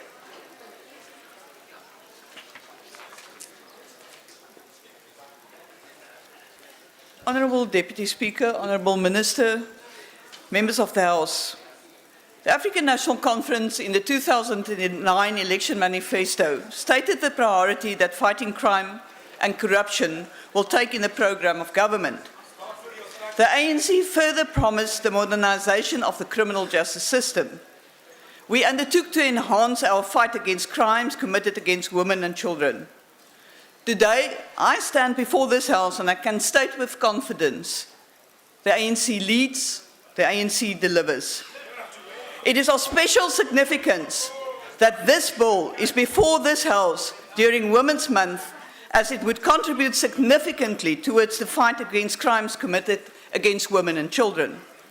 The Criminal Law Forensic Procedures Amendment Bill amends two pieces of legislation: the Criminal Procedure Act of 1977 and the South African Police Services Act of 1995. The bill allows for the establishment by SAPS of a DNA database of DNA profiles that will be used to identify perpetrators of crime.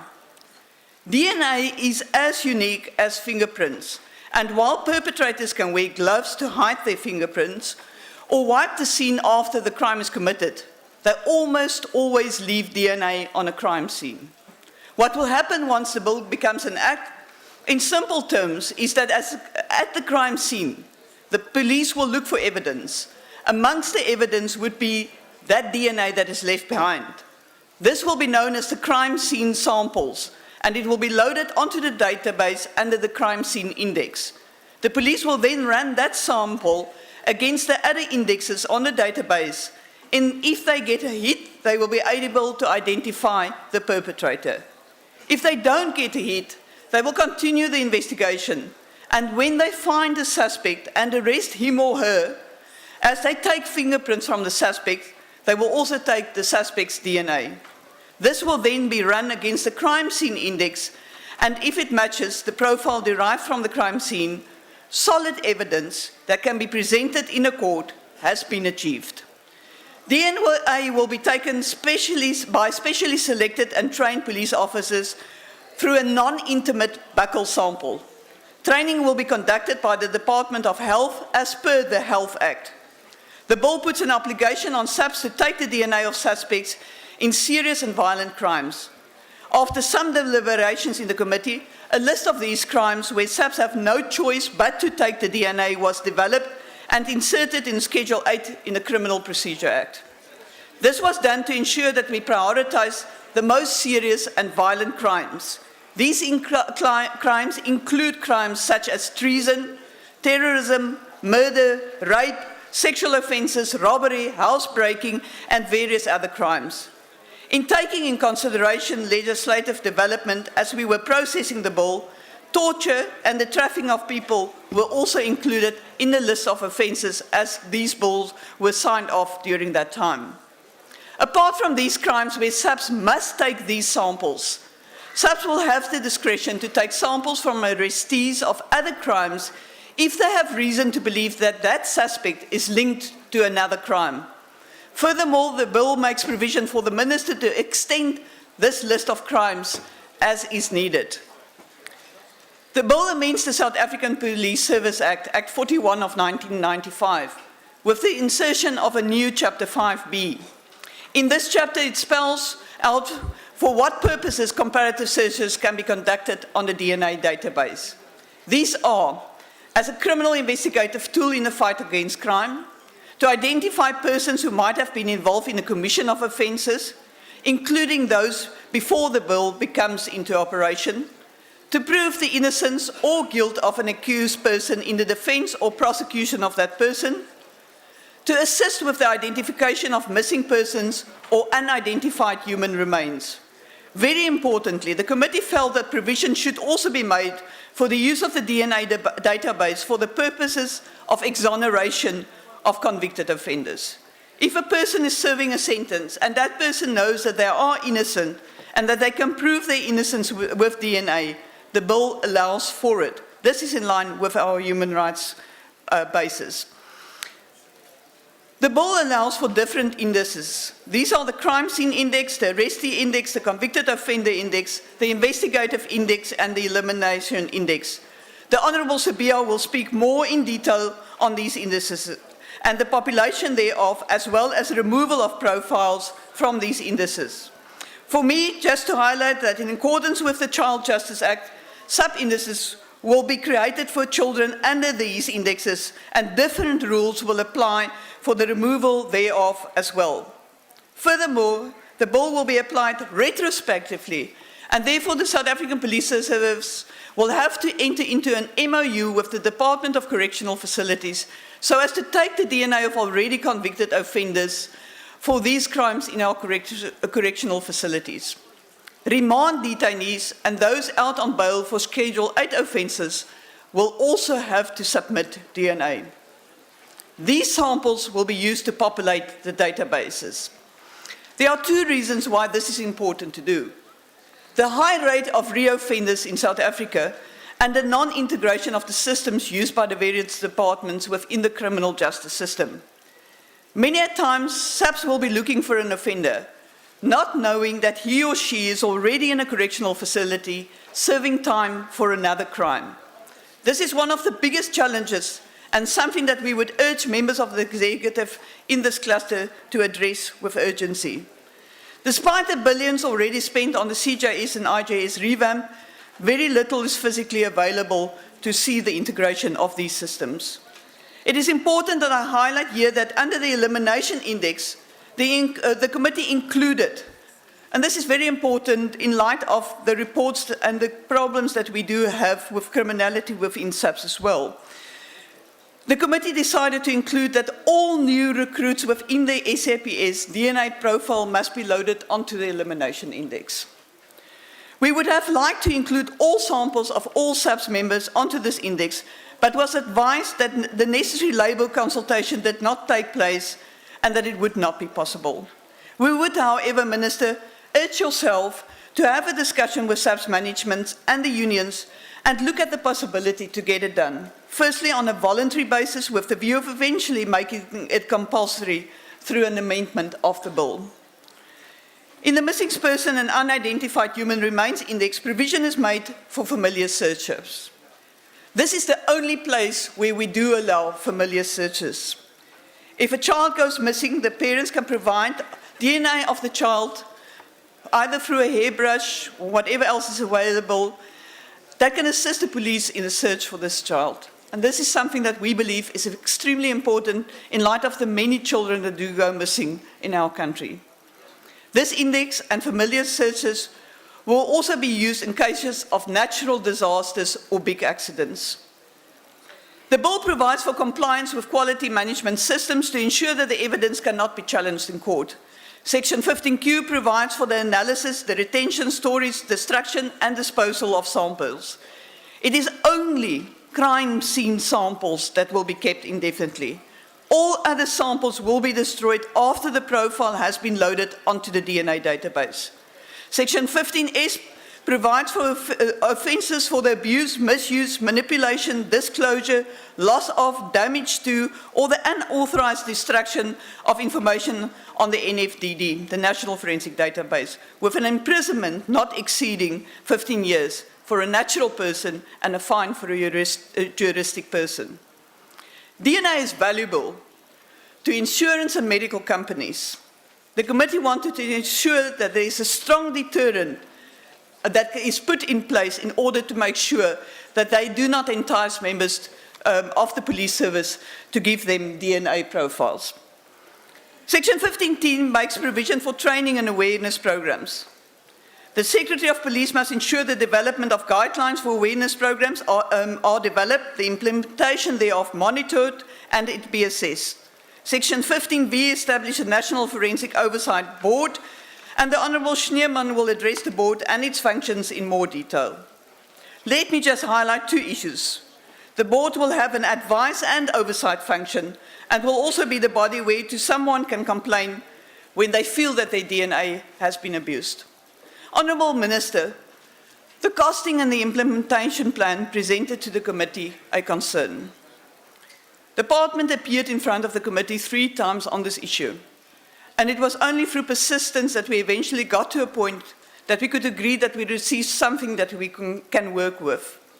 As a result of that, the committee has decided that it wants a quarterly implementation and expenditure report so as to monitor the implementation of the bill. Eventually, they told us that it will take 511 days to get the new system up and running. Doesn't mean that the bill can't be implemented in the meantime, it will just work with the old system then.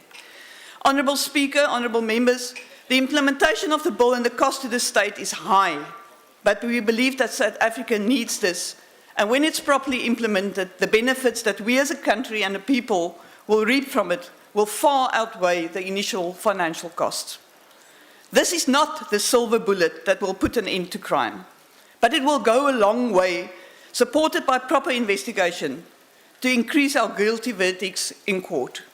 It will go a long way in providing justice to the women and children who are the victims of rape, murder, and other violent crimes. It will send out a strong message to the criminals out there and to those who are contemplating crime.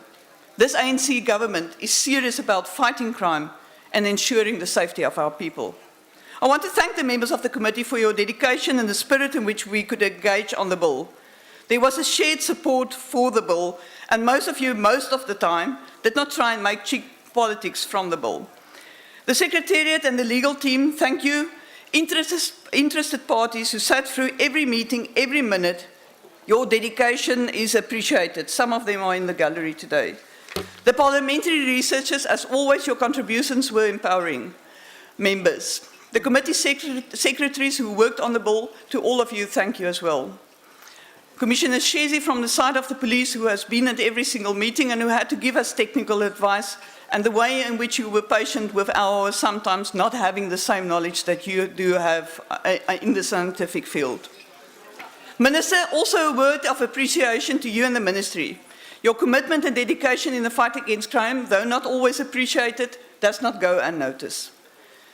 Honourable Deputy Speaker, this bill before us is a dedication to the many victims of crime who have to sit in courts and relive the trauma they have been through.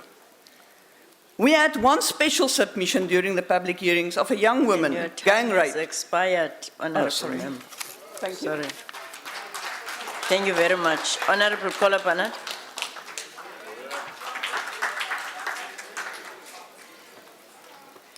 Deputy Speaker, DNA evidence is to crime in the 21st century and beyond what fingerprints have been to crime for the past 100 years. While no two fingerprints have ever been found alike, ensuring criminal convictions worldwide, criminals have become increasingly sophisticated and security services have been forced to up their game to stay ahead of the curve. Sophisticated crime syndicates outspend and outgun most police globally and ensure that fingerprints are less and less likely to be left at crime scenes. However, it is almost impossible for a criminal to fail to leave DNA evidence behind on, for example, cans, cigarette stubs, bottles, chewing gum, earphones, samples of their hair, skin, blood, saliva, or semen. In 2009, the Police Portfolio Committee attempted to pull the country in line with international trends by creating a legal framework by which the collection and analysis of DNA would be facilitated. There was a huge pushback from the country, largely based on rumour and ignorance in relation to human rights issues that we were ill-equipped to answer. So we split the Criminal Law Forensic Procedures Amendment Bill, passed the sections on finger and body prints, and in 2011 undertook a study tour to Canada and the United Kingdom to study the impact and implementation of DNA legislation in those two countries. Having done so, the bill then languished at cabinet level for 2 long years. What is known as the DNA bill has finally come to and been worked on tirelessly by the committee.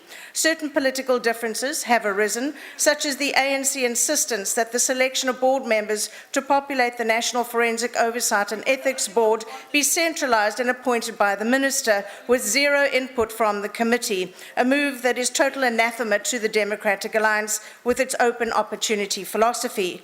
Why, when so many other committees interview board members on their suitability, the minister decided he alone should have the right to give out these jobs is a question everyone in this House should be asking. No explanation was ever given as to why the ANC was insisting on the centralisation of power under a single person, but it is undemocratic and was frankly embarrassing to witness. This is a clear case of centralisation of power under the executive and leaves no room for oversight and accountability over the board. The minister, for example, has equal powers to appoint the board of CERA, again without any oversight from Parliament, and CERA is 100% dysfunctional. There is also the fact that 2 failed attempts by the SAPs to present a proposed budget were thrown out as unacceptable. The financials were a 3rd time presented by the very office who has failed in 11 years to have a single docket scanned and sent to court in a multi-million rand e-docket system. Well, it seems the database might or might not cost 1.3 billion rand. There's a point of order. Honorable Man. Honorable Speaker, I just wanted to know whether the member has ever said anything positive in her life.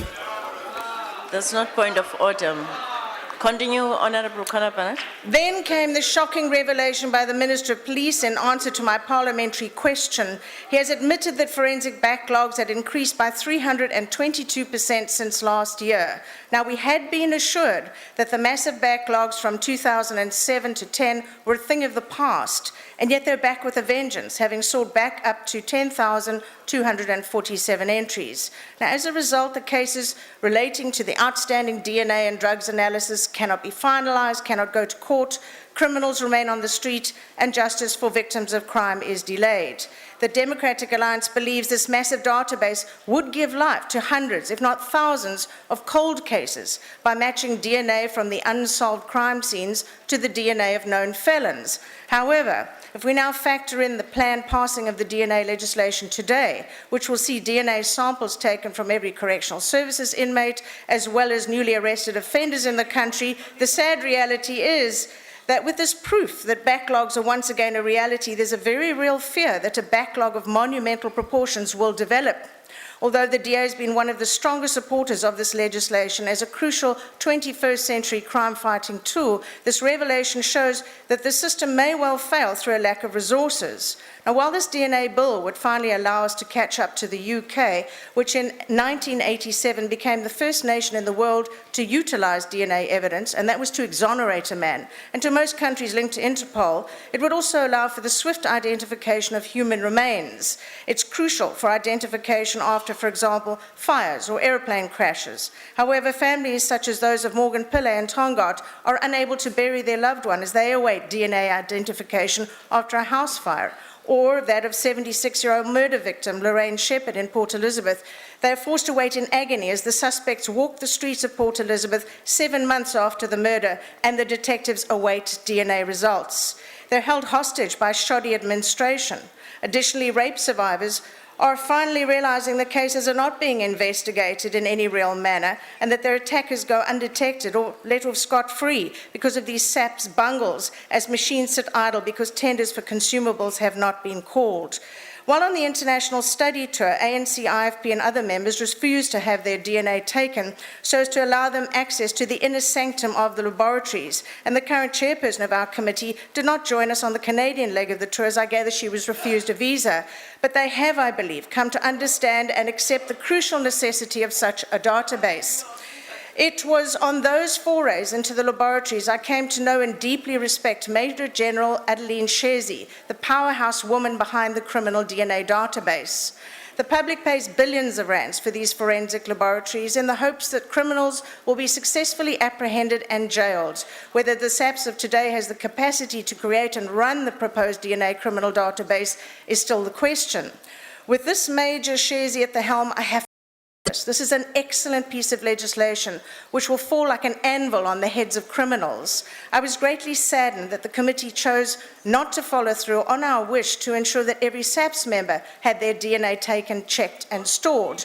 This would automatically knock them off the suspect list if they were on a crime scene, and indeed investigating officers have to give their DNA. However, considering the huge numbers of convicted criminals within the SAPS and the claims that this is just the tip of the iceberg, I believe this should have been kept within the bill and not self-exercised because some of the committee fear the unions. Why would any union head object to this minor change in their terms and conditions of employment? SAPS members give their fingerprints after all, although we now find many of them are bogus, so they're currently all being retaken. No, I don't believe any of the unions would have presented a feasible argument against this, and so no SAPS DNA can, on passing the bill, be run through the criminal database to ensure there are no criminals amongst the nearly 200,000 SAPS employees. It's quite simple, really. If you have nothing to fear in terms of the law, there is no reason to fear undergoing this quick and painless procedure. Neither do I believe the unions would have fought this, but now we'll never know, will we? Nor will we know if any of our SAPS members are as yet undetected rapists and murderers. Finally, it's imperative that all SAPS members and the Department of Health staff are on board. I'm talking about their cavalier treatment of the bodies of murder victims. A family in Pinetown is still today reeling over the death of their daughter. Tamlin Smith was murdered in October last year, but firstly, the SAPS failed them by not securing the scene, not taking forensic samples or fingerprints. They told the family to clean up the bodily fluids, and they stood by laughing and joking. Secondly, when Tamlin's body was removed to the Department of Health-run state morgue, her clothing was removed and has since disappeared, despite the fact that valuable forensic evidence may have been extracted from those garments. The staff there also treated the grieving family as a mere imposition. To make matters worse, the family waited several months for the autopsy report, and when it finally arrived, no cause of death was specified. The report refers merely to the toxicology report, which, according to the investigating officer, could take as much as 5 years to return from Pretoria. Yes, the DA has concerns about the political meddling and the huge challenges in implementation, but the need for this legislation in terms of the entire criminal justice system far outweigh our concerns. Thank you. Thank you, Honourable Member. Honourable George.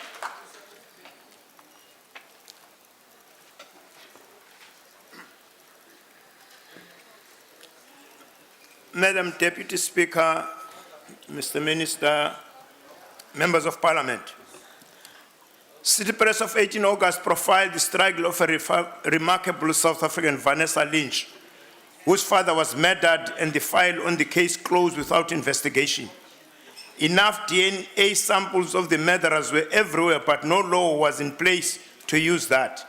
She used her tragedy to make certain the government would create legislation to establish a DNA data bank and legislate on forensic procedures. This bill that we have before us, Deputy Speaker, has been watered by the tears of many mourners and many victims of rape and brutality. Although our country has had state-of-the-art forensic laboratories, DNA has only been used on case-by-case basis with no information stored in a database. That has been a pity. Fortunately, that will now change. Today, we need to salute Vanessa Lynch, Rob Matthews, and genetist Dr. Caroline Hancock for founding the DNA project. The fruit of their labor is the bill before us. Having a record of the DNA of all prisoners in jail today, as well as that of parolees and those that are detained as suspects in respect of rape, murder, and armed robbery, is a vital tool in solving crime. COPE supports the legislation. The transparent and ethical use of DNA samples, however, must prevail at all times. The availability of records required by the bill should not be over-encumbered. The necessity of these records should be regulated enough, but not restrictively overburdened. The archiving of the DNA data should be governed by proper authorities and appropriate qualified personnel. The constitutional rights of individuals should be protected. Our Constitution is the very foundation of our society, and we are fully committed to its provisions. COPE supports the establishment of a National Forensic Oversight and Ethics Board. Specific attention should be given to people who possess the necessary education, skills, intellectual capacity, and ethical values. The board, amongst other things, should establish, recommend, and monitor the movement and use of such information. It should also report to Parliament and make sure that there's a capacity by all the relevant bodies involved to implement the necessary regulations and tasks. The training of police must be stepped up, Minister. The Japanese hold that it is better to plan for 90 days and do the job in 10, rather than to plan for 10 days and take 90 days to do the job. Police training has to be raised at several levels. Strict parameters for minimum entry levels of experience and qualifications should be adhered to. The appointment of personnel with requisite skills for the varying stages of research must receive proper consideration.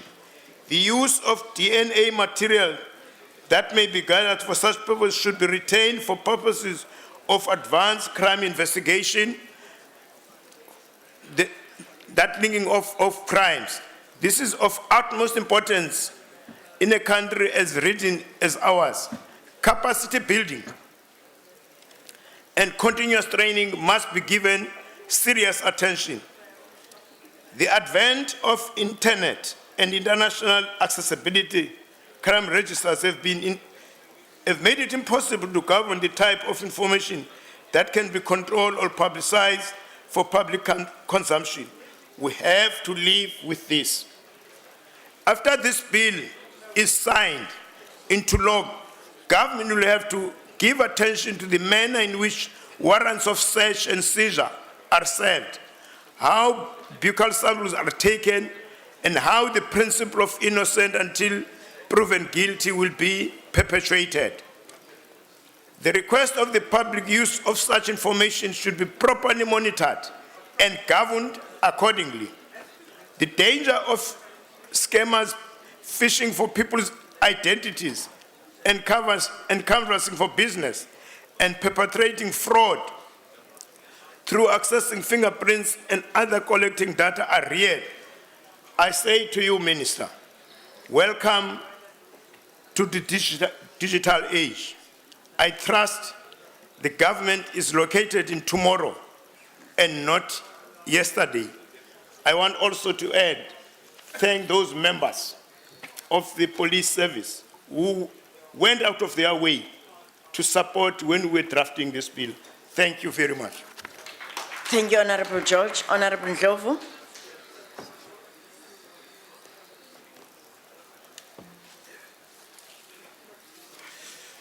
Thank you, Deputy Speaker, Honourable Minister, and Honourable House. This bill aims to contribute to the work of detectives and improve the apprehension and conviction of criminals, and especially rapists who appear to commit crime against women and children with impunity. It will greatly assist in finding missing children and reuniting them with their families, as well as speeding up the identification of victims of missing persons after a major disaster. In addition, it will eliminate the criminals who are being assimilated into the police service, as they will now be identified immediately after their DNA. The IFP encouraged the department to employ suitable qualified people in order to fulfill these tasks, as this is a highly skilled science which requires capable people in order to be effective. The Board of Ethics must realize that their principal mandate is to investigate matters of impropriety, and they should be aware that they can be challenged if they neglect to do their work properly. The budget allocated must be properly ring-fenced to ensure that this money is not used for purposes other than forensic. Once this bill is passed, it should speed up the work of detectives, improve their investigation capabilities, and assist them to finalize cases without delay. The IFP hopes that the current forensic backlog will not be a thing of the past, that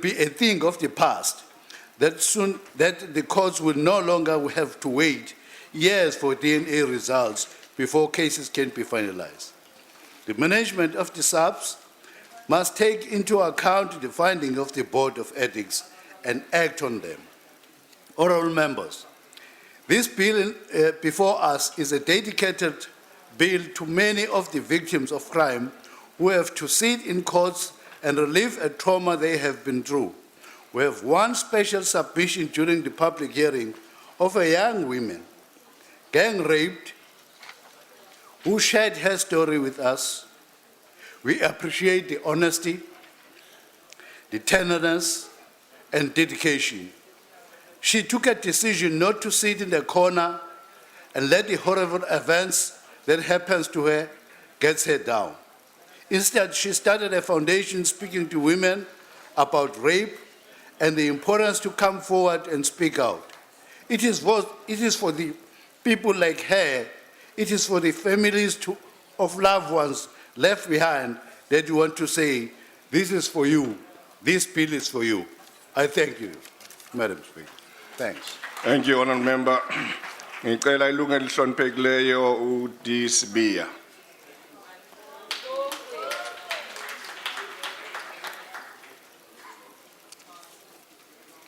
Thank you, Honorable Chair.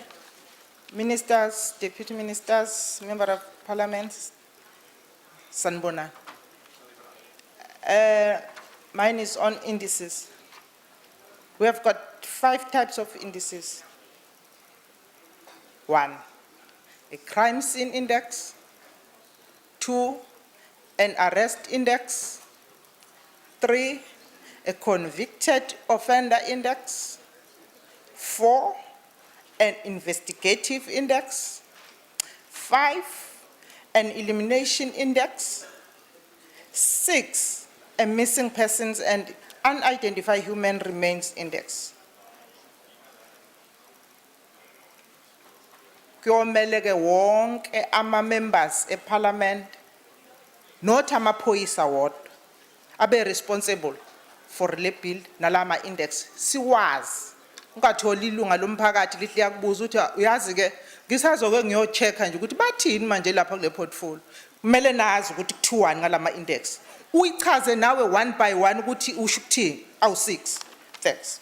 Kodwa ke ngoba inyanga yamakhosikazi I will dwell much on women's issues.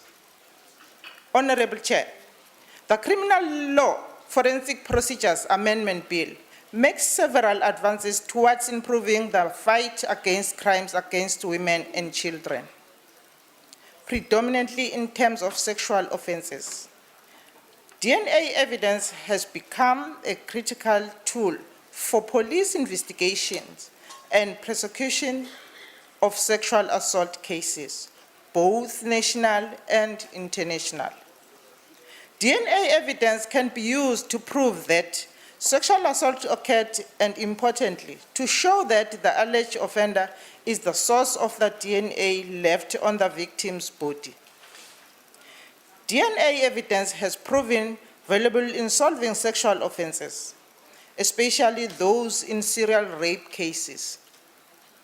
The DNA bill will further empower the South African Police Service to use DNA evidence more effectively, and it legislates for the taking of DNA samples from suspected offenders. Honorable Chair, in this respect, the DNA bill provides the buccal samples must be taken of any person whose name appears on the National Register for Sex Offenders. And that person will be trained, as it has been said by Honorable Van Wyk. We take great pride in this provision, as it will serve as a valuable tool to detectives when investigating sexual offenses. As the Minister has been said, no one will be forced, but the process and procedures will be followed. Singakutholi kusuthi yabona sengifikile mina ngizwile ukuthi wena ufuna DNA woza la ngizothatha mina or inwele zakho ngiyayihambisa ayisebenzi kanjalo. The DNA bill also provides that a buccal sample must be taken by an authorized person who is of the same gender as the person from whom such sample is required, with strict regard to decency and order, meaning that only a female officer may take the DNA of another female person. Singatholi ubaba esemile ethi wena nkosikazi kudala ngabona ukuthi uyangijwayela. Bafuna iDNA uyala nayo sengifikile la buya ngapha ngizodila nawe. Ayisebenzi kanjalo.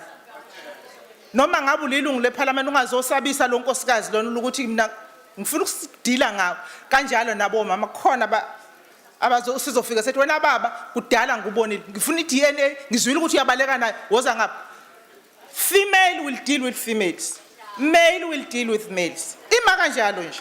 Clause 5 of the DNA bill provides for the insertion of new Schedule 8 in the Criminal Procedure Act of 1977. This new schedule includes the following. 1.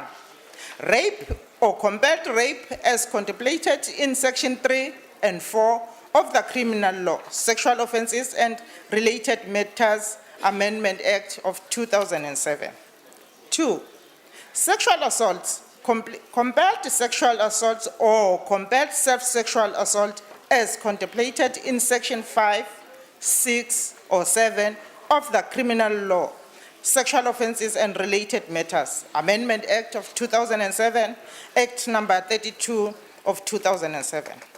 3. Any sexual offense against a child or a person who is mentally disabled as contemplated in Part 2 of Chapter 3 or the whole of Chapter 4 of the Criminal Law, Sexual Offences and Related Matters Amendment Act of 2007, Act number 32 of 2007.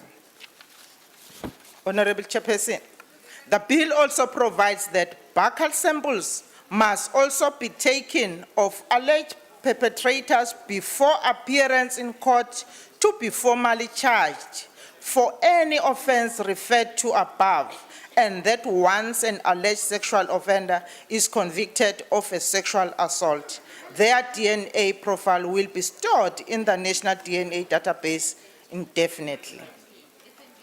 Asizukufuna-ke i-DNA kungakayiwe court. Kuyiwe court seqediwe.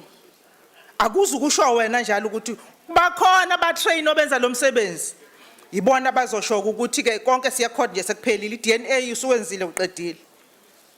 Kodwa sesishilo ukuthi not by force, kodwa uma ngabe uthi wena ufuna ukuthatha i-DNA khona nje indlela ezilandelwayo kwenziwe ngendlela right, hayi ngendluzula.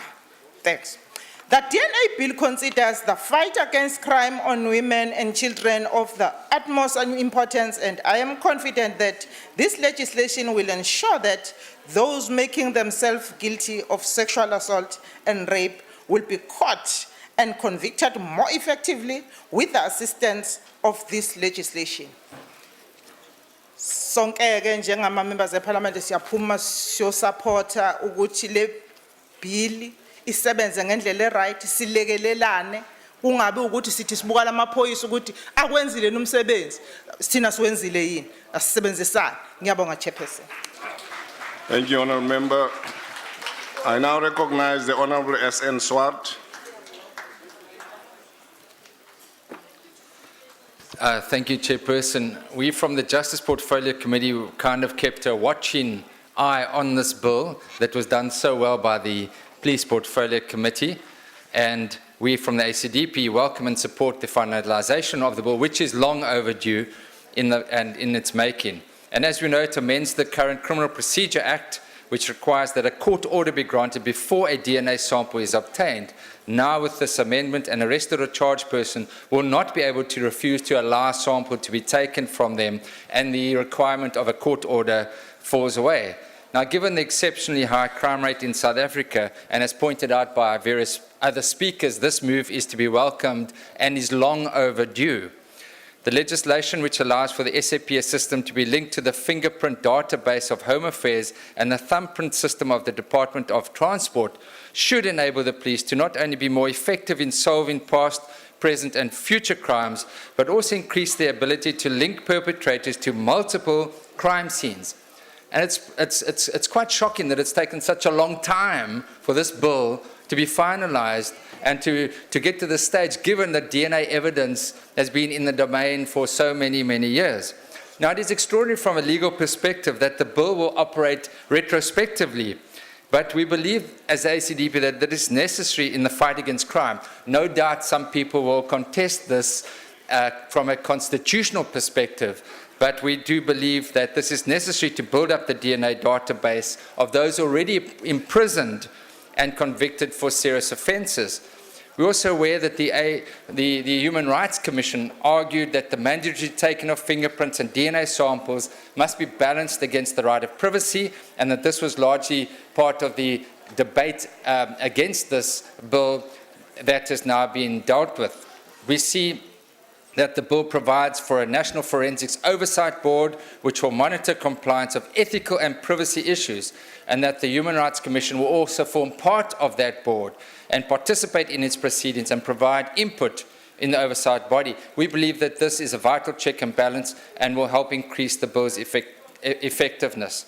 Now, we also understand that there were a lot of concerns about the cost of implementation, and welcome that the quarterly monitoring of implementation costs will be done by the Police Portfolio Committee. Clearly, effective implementation is critical for the success of this bill as an effective tool in the fight against crime. In conclusion, the ACDP wishes to echo the words of one submission that was made, stating that if passed, this bill would, and I quote, revolutionize crime scene investigation in South Africa in line with best international practice and increase the number of convictions. So may we from the ACDP commend the ANC, the DA and other parties that participated in the deliberations on this bill, and Minister, well done in bringing a very positive bill to this House. Thank you very much. Thank you, Honourable Member. And I call upon the Honourable G.D. Schneerman. Thank you very much, House Chairperson. The Criminal Law Forensic Procedures Amendment Bill, which we are discussing today, and which is sometimes referred to as a DNA bill, fulfills the commitments of the African National Congress, which it made in its election manifesto during the 2009 national and provincial elections. And we, as the ANC, said in 2009, I want to quote, the fight against crime would be intensified. We would actively combat serious and violent crime by being tougher on criminals and organised syndicates. We would increase the capacity of the SAPS through equipping and increasing the capacity of especially the detective services and forensics and prosecution, and we would also combat the crimes against women and children, close quote. This bill gives further practical meaning to the commitments which the ANC has made and continues to make. The bill provides for an oversight and ethics board whose responsibility will be to advise the Minister of Police and also to oversee the use of DNA evidence and handle complaints. The work of the board includes making proposals to the Minister of Police on the improvement of practices and also overseeing processes in relation to the collection, retention, storage, destruction and disposal of DNA samples, the retention and removal of forensic DNA profiles, familiar searches, any breach in respect of the taking, transporting, analysis, storing of DNA samples, including security breaches. The board will also deal with complaints regarding any alleged violations in relation to the possible abuse of DNA samples and forensic DNA profiles, as well as security breaches. The members who serve on the board will be appointed by the Minister. The board comprises of 10 members, 5 of whom must not work in the public sector and should have experience in forensic science, human rights law or ethics, which relates to forensic science. In addition, a representative of the South African Human Rights Commission also has to serve on the board. The chairperson of the board must either be a retired judge or a senior advocate who has knowledge and experience in the area of human rights. The board will be funded from the budget of the Civilian Secretariat for Police and is required to meet on a quarterly basis at very least. The bill also provides for an oversight role by Parliament, which includes the submission of reports by the National Commissioner, the Executive Director of the Independent Police Investigative Directorate, and the board itself. In addition, after 5 years, the Minister of Police will be required to submit a report to the National Assembly indicating whether any amendments need to be made to the Act that would assist in improving the working of the National Forensic DNA Database of South Africa, as well as the use of forensic DNA evidence used for fighting crime. Thereafter, the Minister of Police will be required to submit a report every 3 years. The bill also ensures that the use of DNA in solving crimes will be controlled and will not be open for abuse. By supporting this bill today, all of us in this House are sending out a very clear message firstly to the citizens of South Africa, that both the ANC and this ANC government are very serious about reducing crime levels and ensuring that those who commit crimes are caught and convicted. There are many examples of how DNA has been used in solving crimes here in South Africa. In 2002, there's an example where by using DNA profiling, 6 people who had been accused of brutally raping a 9-month-old baby girl were exonerated and the actual perpetrator was identified. In another case, twin babies who were found apparently abandoned in a taxi were reunited with their parents by using DNA profiling. Internationally, canine and feline databases have been established. In 1996, a DNA fingerprint found on the hairs of a cat, which were lodged in the curtain at the crime scene, were matched to those found on the owner of the cat, who actually then turned out to be the suspect and was successfully convicted. This actually proves the power in using DNA to solve crimes. The second message that we are sending out is to criminals and potential criminals. And that message that I want to send out today is that the potential of committing crime and you not getting caught is narrowing and will get even narrower with the passing of this bill.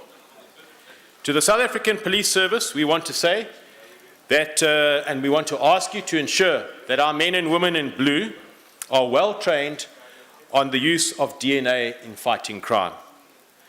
We also ask that you use this tool effectively and efficiently. This bill, and when we pass this bill today, and when it is enacted by the President, will strengthen the hand of the SAPS in tracking down and ensuring that criminals are successfully convicted. I want to just, as I conclude, respond to one or two things that my dear colleague, the Honourable Kola Barnard, has raised, and I think it's correct that we need to correct these things. Firstly, regarding the taking of DNA samples from police officers. In fact, the ANC wanted all police officers to give DNA samples, but it was because of the legal opinion given by the state law advisors who said that this could not be done and that we could only start doing this with new recruits. So I want to correct that. It's misleading to come here and say that the ANC didn't want that. Secondly, I want to say, secondly, regarding the appointment of the board, the Honourable Kola Barnard comes here and makes a statement about her proposal for the formation of the board. But what she doesn't say is that during the committee and during the hearings, nobody supported her proposal. So what does she expect?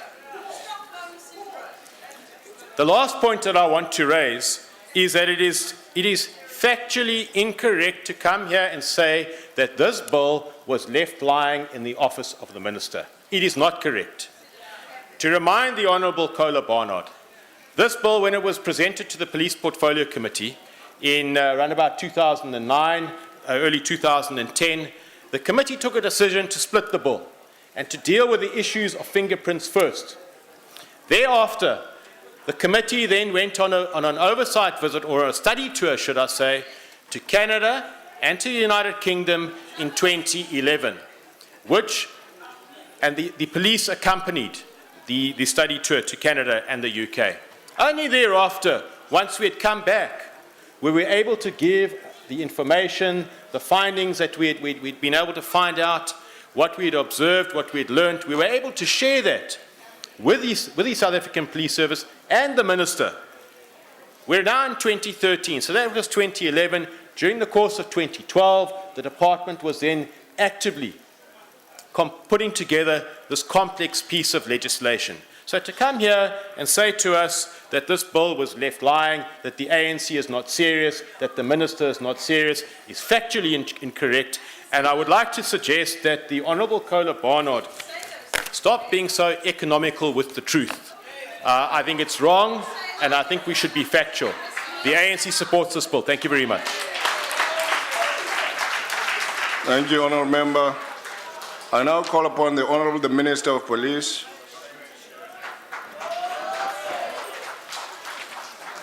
Thanks, House Chair, and thanks to the members. In fact, this is supposed to be a simple and straightforward bill because it goes to the heart of the fight against crime. As other members have said,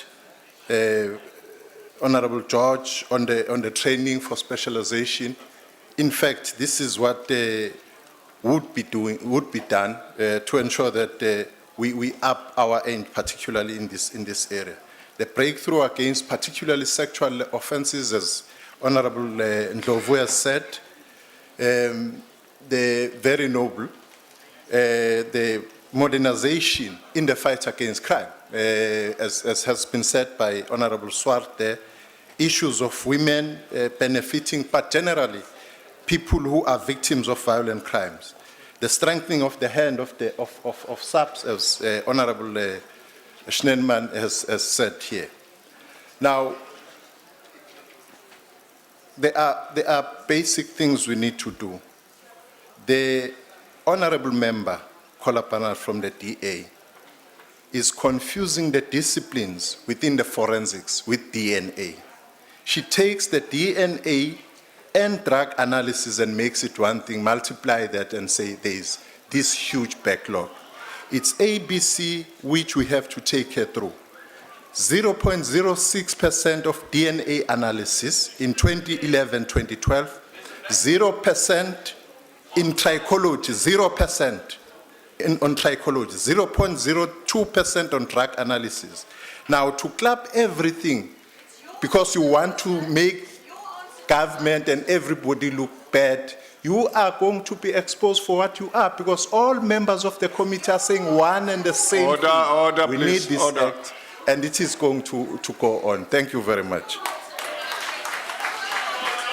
Order. Order, honourable members. Are there any objections to the bill being read a second time? No objections agreed to.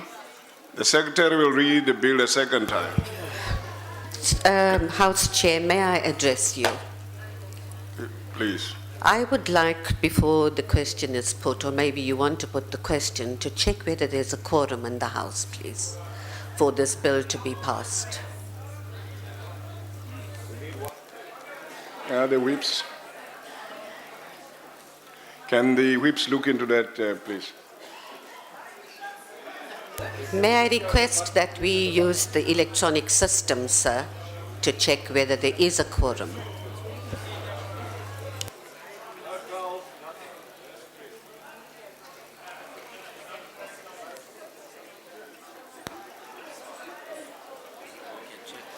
Yeah, check.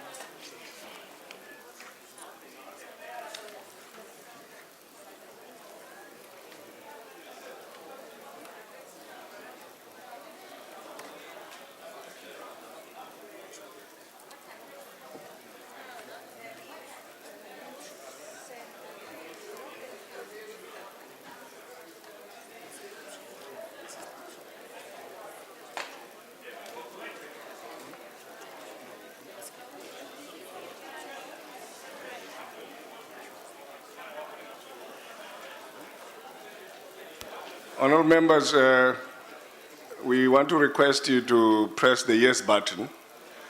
Simply for order, please, order. We just want to check. It's for just checking. Please take your seats, honourable members. Honourable members, take your seats.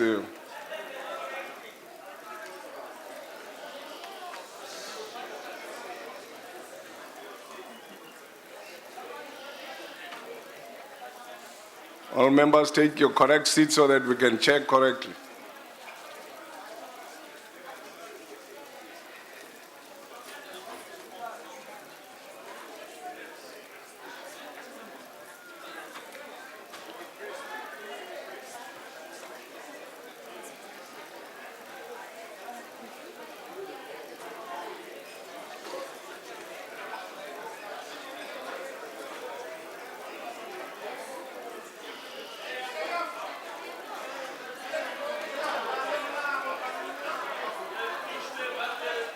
Order, please, order.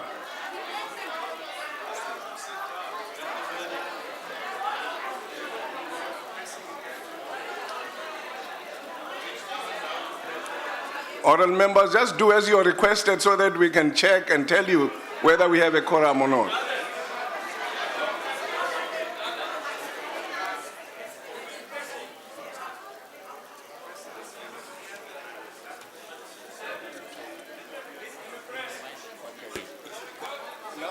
Now that you're seated correctly, press the yes button as I requested.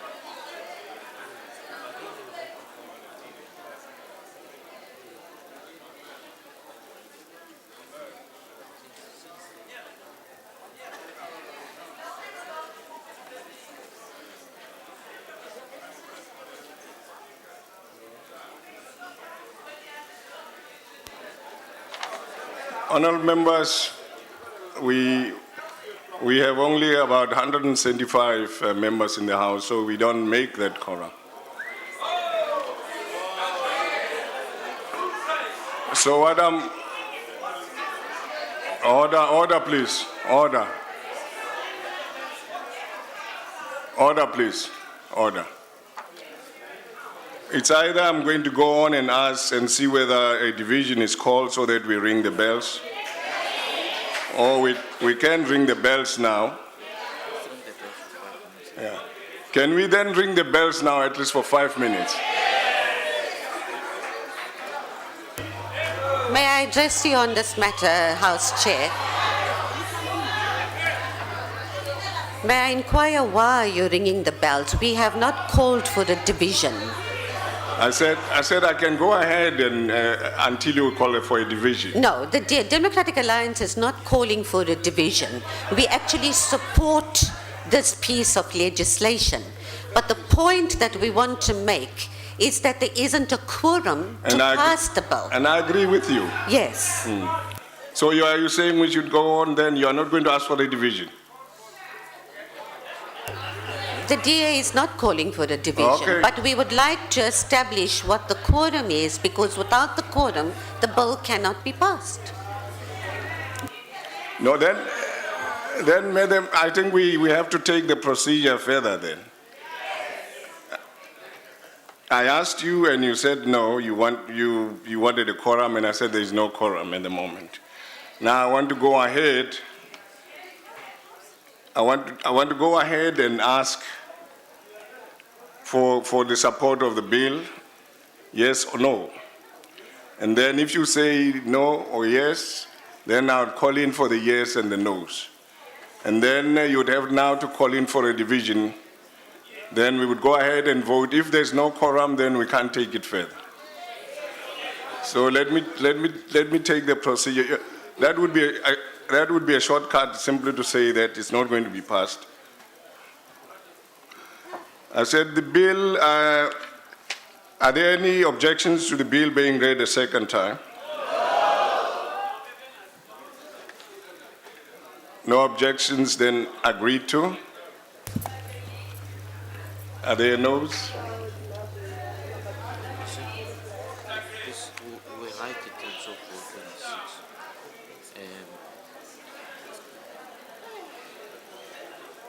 What do you say then? If after an interval of 5 minutes during which the bells must be rung, there is still no quorum, the presiding officer may suspend the procedure. We write with Ring the bell first. we ring the bells for 5 minutes in terms of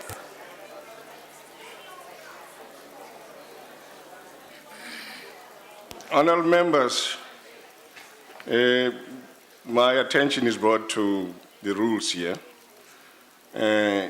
I was correct the first time when we said there was no quorum, and I requested that we ring the bells at least for 5 minutes. And then we come back, then we take it from there. If there is no quorum even then it cannot be passed. That was the situation I put forward first. And the rules support that. So can we read? Chairperson,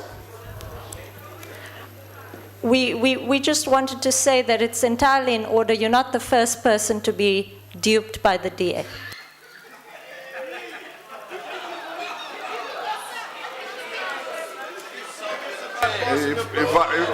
Honourable member, if I knew what the men duped say, then I would respond. Yes, there's a clarity. It sounds a little bit sad. Clarity. What does the deputy No, we're going to ring the minister bells for mean? 5 minutes. No. Point of order. May I address you on a point of order? Order, please, order. What is your point The deputy of order? minister made some ridiculously stupid comment that you are not the first person to be duped by the DA. I'm asking for clarity on that silly statement. Honourable member, I'll take my time to look for that in the Hansard. Can we then ring the bells for 5 minutes? Chairperson, certainly the bells should be rung, but I would ask you to consider whether it is parliamentary, no matter how one feels about any comment by any member, whether it is parliamentary, to refer to an honourable member as ridiculously stupid. I really believe that that is unparliamentary and should be ruled upon. Order, honourable members. And I think, Chairperson, we should ask all the members of our House to behave with the decorum the nation expects of a member. The screaming by members on all sides of the House doesn't do us all well.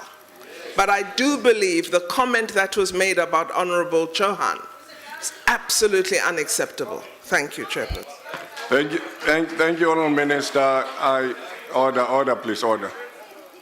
Honourable Minister, I agree with you 100% in terms of comments that we make, that we need to respect each other as honourable members of this House. On both sides, really, we do have these kinds of comments. We don't have angels this side or culprits this side. But then, as I promised, that I will look into the Hansard and see what the problem could be in the comments that have been made, including the comment that has been made by the honourable member herself. Can we ring the bells then?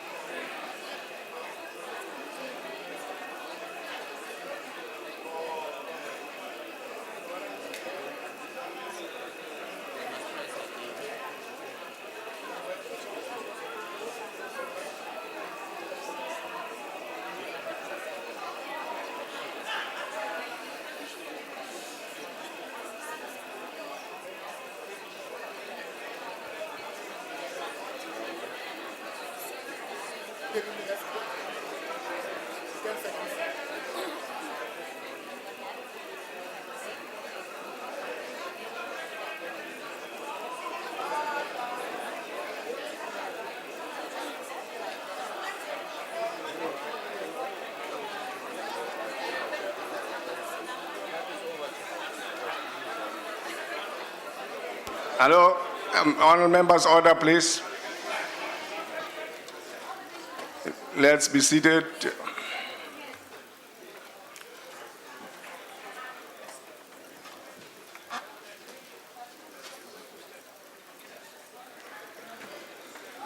Let us be seated, please.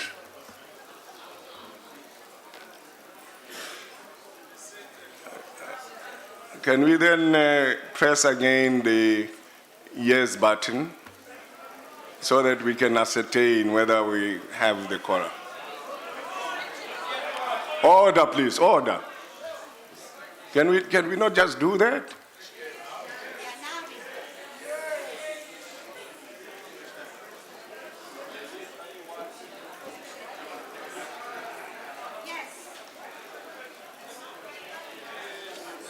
Can the members press the yes button to establish whether they are enough? They haven't.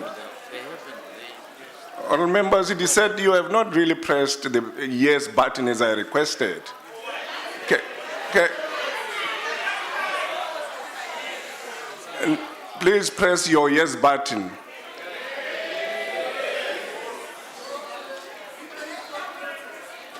Thank you.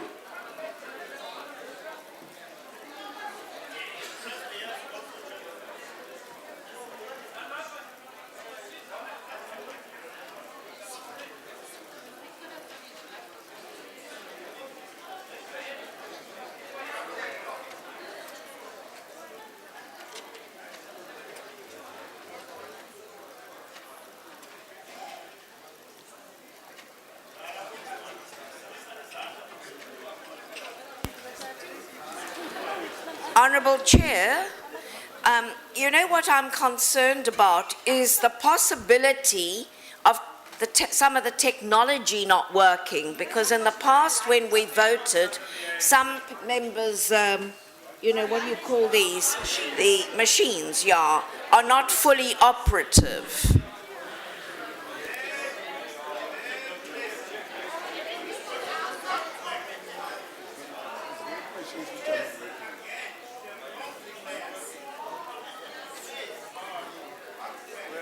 Can they check which ones are not working if their machines are not working?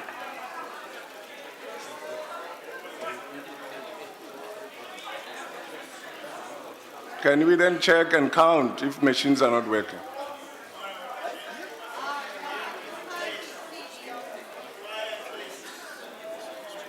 I think we're honourable members here. We need to trust each other. I think we need to do that. We need to trust each other as honourable members. Can we do it once again?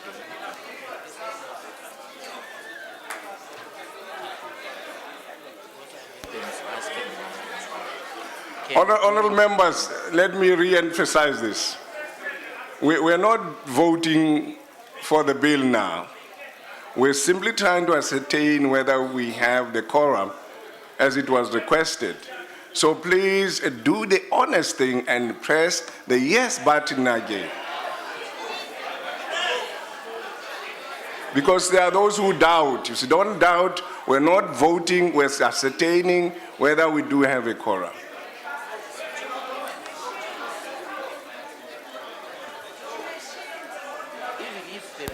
Honourable House Chair.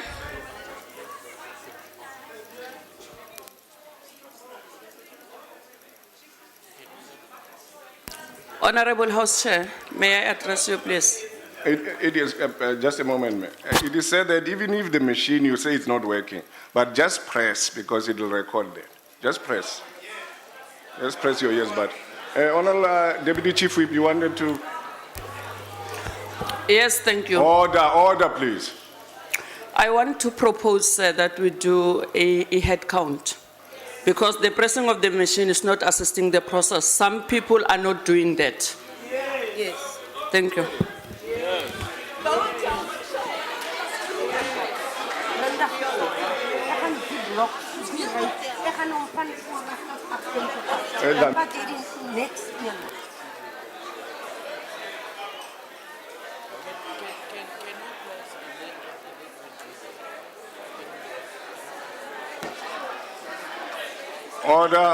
Order. Before we do the head count, can you just press? Okay. Okay, thank you.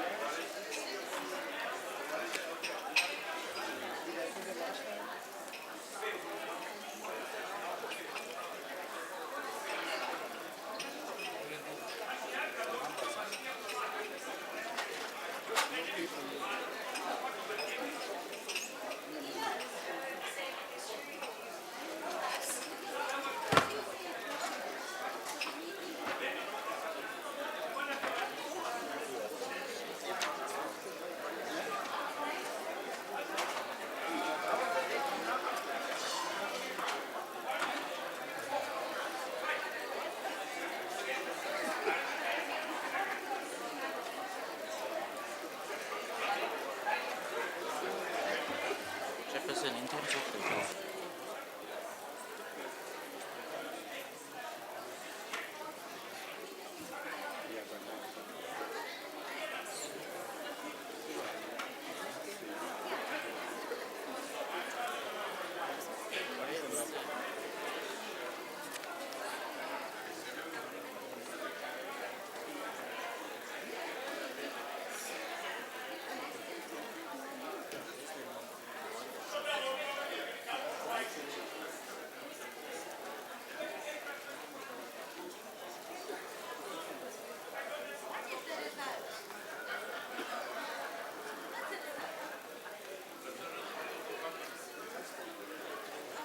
Yeah, then I'll suspend that.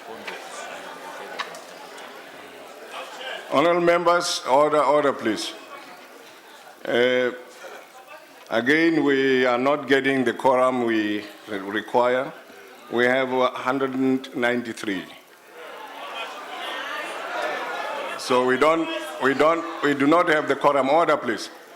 Then what I'm going to do, I'm going to suspend the decision until further notice. The earth is not falling. We've done that before.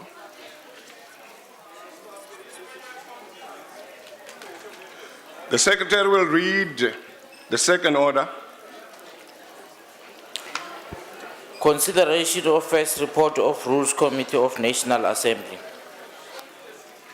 I now recognize the Honourable the Chief Whip of the Majority Party.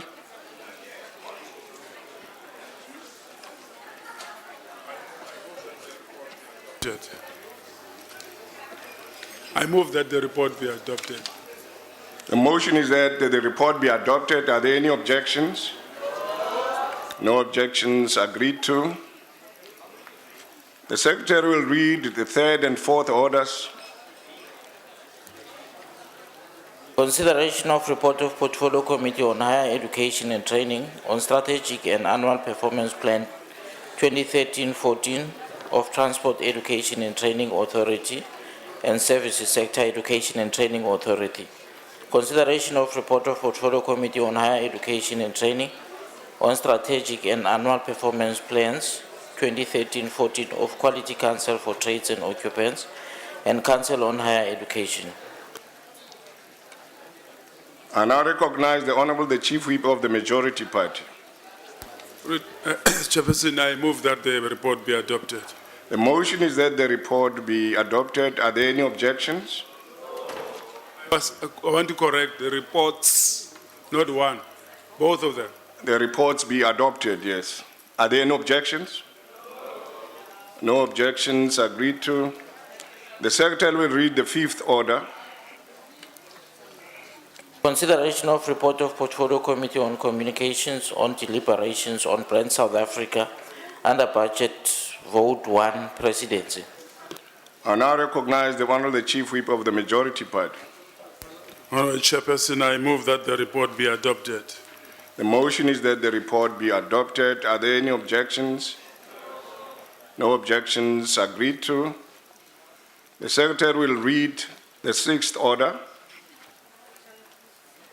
Consideration of report of Portfolio Committee on Water and Environmental Affairs on 2013-14 strategic plans, annual performance plan and budget of Department of Environmental Affairs and entities, findings of Auditor General on interim audit of financial statements for 2012-13, and use of consultants during 2006-2009 by the Department of Environmental Affairs.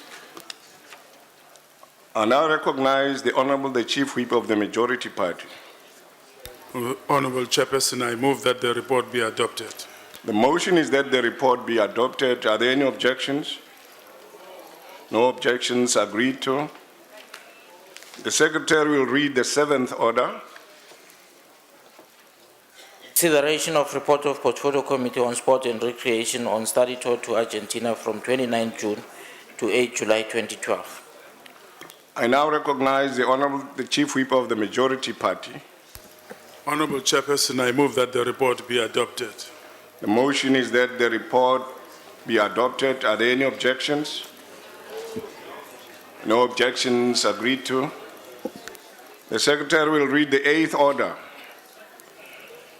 Consideration of request for approval by Parliament of protocol amending the convention between the Government of the Republic of South Africa and the Government of the Republic of Botswana for the avoidance of double taxation and the prevention of fiscal evasion with respect to taxes and income with protocol in terms of section 2312 of Constitution.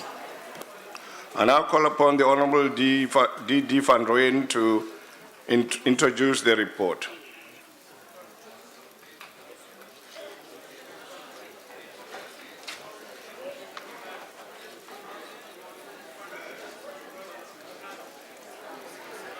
The Honorable D. Van Rooyen is not here.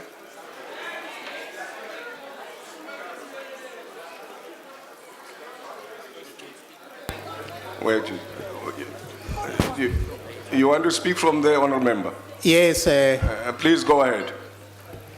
This report will go a long way in terms of ensuring that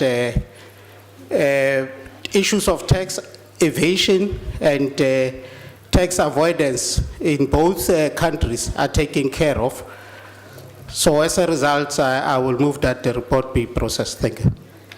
Thank you, Honourable Member. Are there any objections to the approval of the protocol amending the convention between the Government of the Republic of South Africa and the Government of the Republic of Botswana as it appears on the order paper? Are there any objections? No objections, agreed to. The Secretary will read this ninth order. Consideration of report of Portfolio Committee on Police on proclamations made in terms of Section 25 of Protection of Constitutional Democracy Against Terrorists and Related Activities Act number 33 of 2004. I request the Honourable Van Wyk to introduce the report. Thank you, Chairperson. Section 25 of the Protection of Constitutional Democracy Against Terrorism and Related Activities Act, Act 33 of 2004, provides for the President by proclamation in Government Gazette to give notice of any entity or person identified by the Security Council of the United Nations who commits or attempts to have committed any terrorist attack or facilitates the commission of a terrorist attack or related act, against whom a member state of the United Nations must take action in order to combat terrorism and related activities. In addition, Section 26 of the Protection of the Constitutional Democracy Against Terrorism and Related Activities Act states that all proclamations proclaimed by the President in this regard must be tabled in Parliament for consideration and decision, and Parliament can thereafter take any steps that may be necessary in this regard. In practice, this list includes the name of all persons linked to Taliban as well as Al-Qaeda. Member states are encouraged to submit names for listing as soon as they have sufficient supporting evidence that these persons or entities are involved in or linked to terrorist activities. Member states are required to provide detailed information in support of their proposed listings. This information is included in a narrative summary. The relevant persons must be notified of the listing and relevant information. These lists are periodically reviewed and updated based on new information. The Portfolio Committee on Police regularly, at least once a year, but ideally twice a year, receives a briefing by the Department of Police on all these proclamations published in the Government Gazette to date. In addition to these proclamations, the Department of Police provides the committee with the details of the activities of the named individuals or entities and includes information as to whether any of these individuals or entities are South African or have links to South African. Proud to stand here today and to say that none of the people on the list are currently either South Africans or linked to South Africa, which clearly indicates that even making up stories in the media about the South African government led by the ANC harboring terrorists is an absolute untruth. I thank you. I move for adoption. They must be exact. I now recognize the Honourable the Chief Whip of the Majority Party.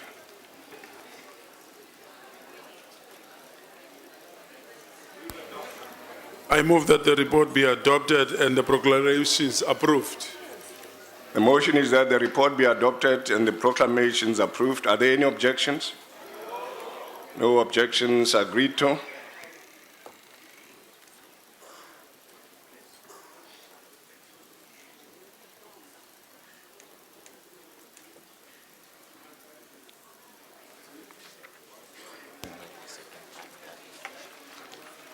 Honourable members, I'm informed that there has been another count on that bill, so we can go back to it now. It looks as if we have about 230 instead of 193.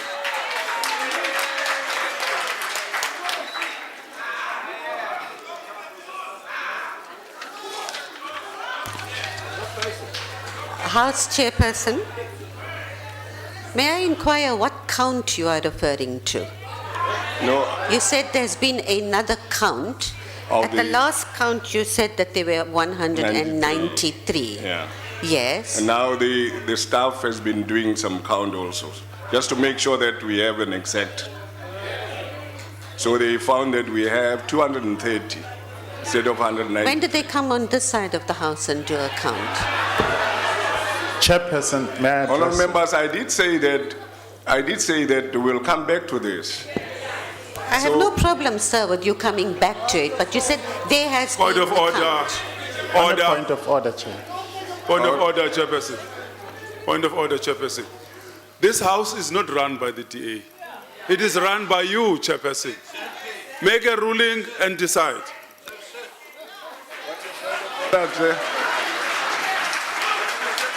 What is your point of order, sir? Chairperson, I think the DA has been pedantic, and I think it's about time that they behave accordingly as honourable members. Honestly, I mean, the objection is baseless.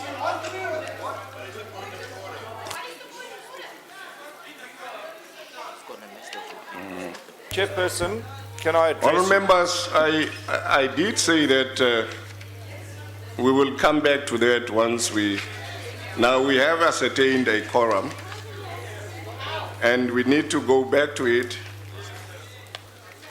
It's at the first order. House Chair, can I address you, please?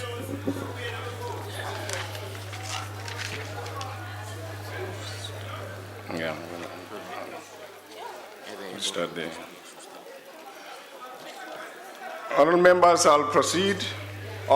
Chair, can I just address you on this matter? I said I'll come back to it, and I'm coming back to it. Are there any objections to the bill being read a second time? No objections. Agreed to.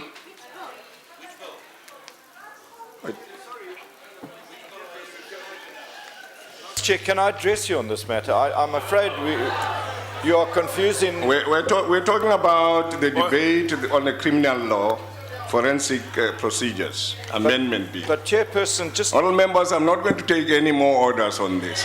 Chair. Because I think you're simply prolonging the debate now. No, it's not a matter of prolonging, it's a matter of... No, you accepted the bill yourselves. You supported the bill. And then you came back and said, now, because there's no quorum, it cannot be passed. And I agreed with you. That's the law. Now I'm saying, I did say that we'll come back to it. And you agreed with me. I'm saying now they've counted. We have a quorum now.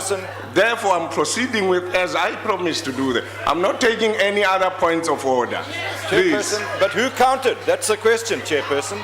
We were never requested. If you want us to do a head count, we will do it. Unless I said there has been a count, honourable member, and it's 230. Unless you don't believe me.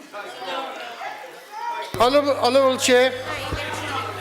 Honourable Chair, I'm not taking any other points of order. No, you must take my point of order. No, I have I'm a right not. in terms of the rules. Can I please request you to do electronic count? All members, are there any objections to the bill being read a second time? No objections agreed to. The Secretary will read the bill a second time. Criminal Law Forensic Procedures Amendment Bill. The bill will be sent to the National Council of Provinces for concurrence.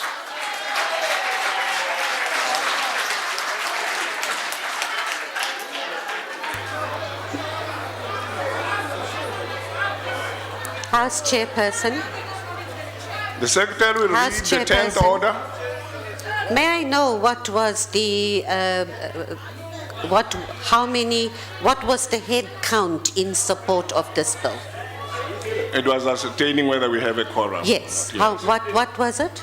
The last count that was taken by the staff. The last count was 193. The last one was 230. 230.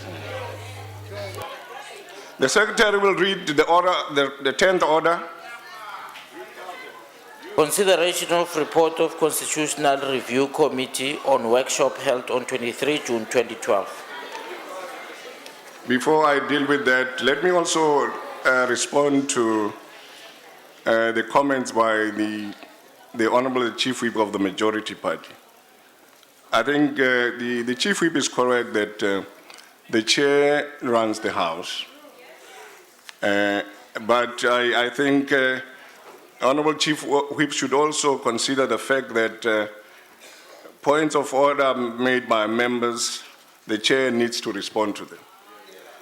So it's not really a question of me bulldozing that what others want to hear. I need to follow the rules here. So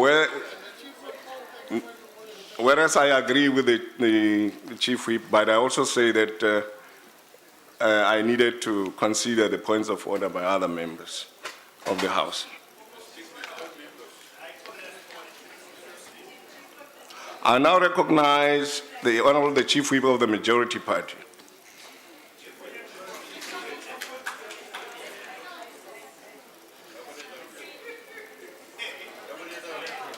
Okay. I move on the chair I move that the report be noted. The motion is that the report be noted. Are there any objections? No objections agreed to. The Secretary will read the 18th order, or 11th order, I'm sorry.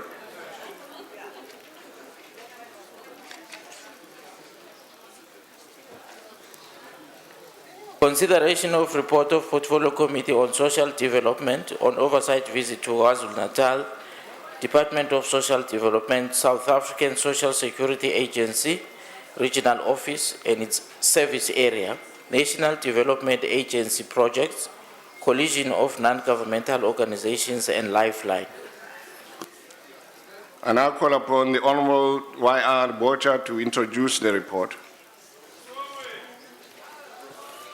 Thank you, Honourable House Chairperson.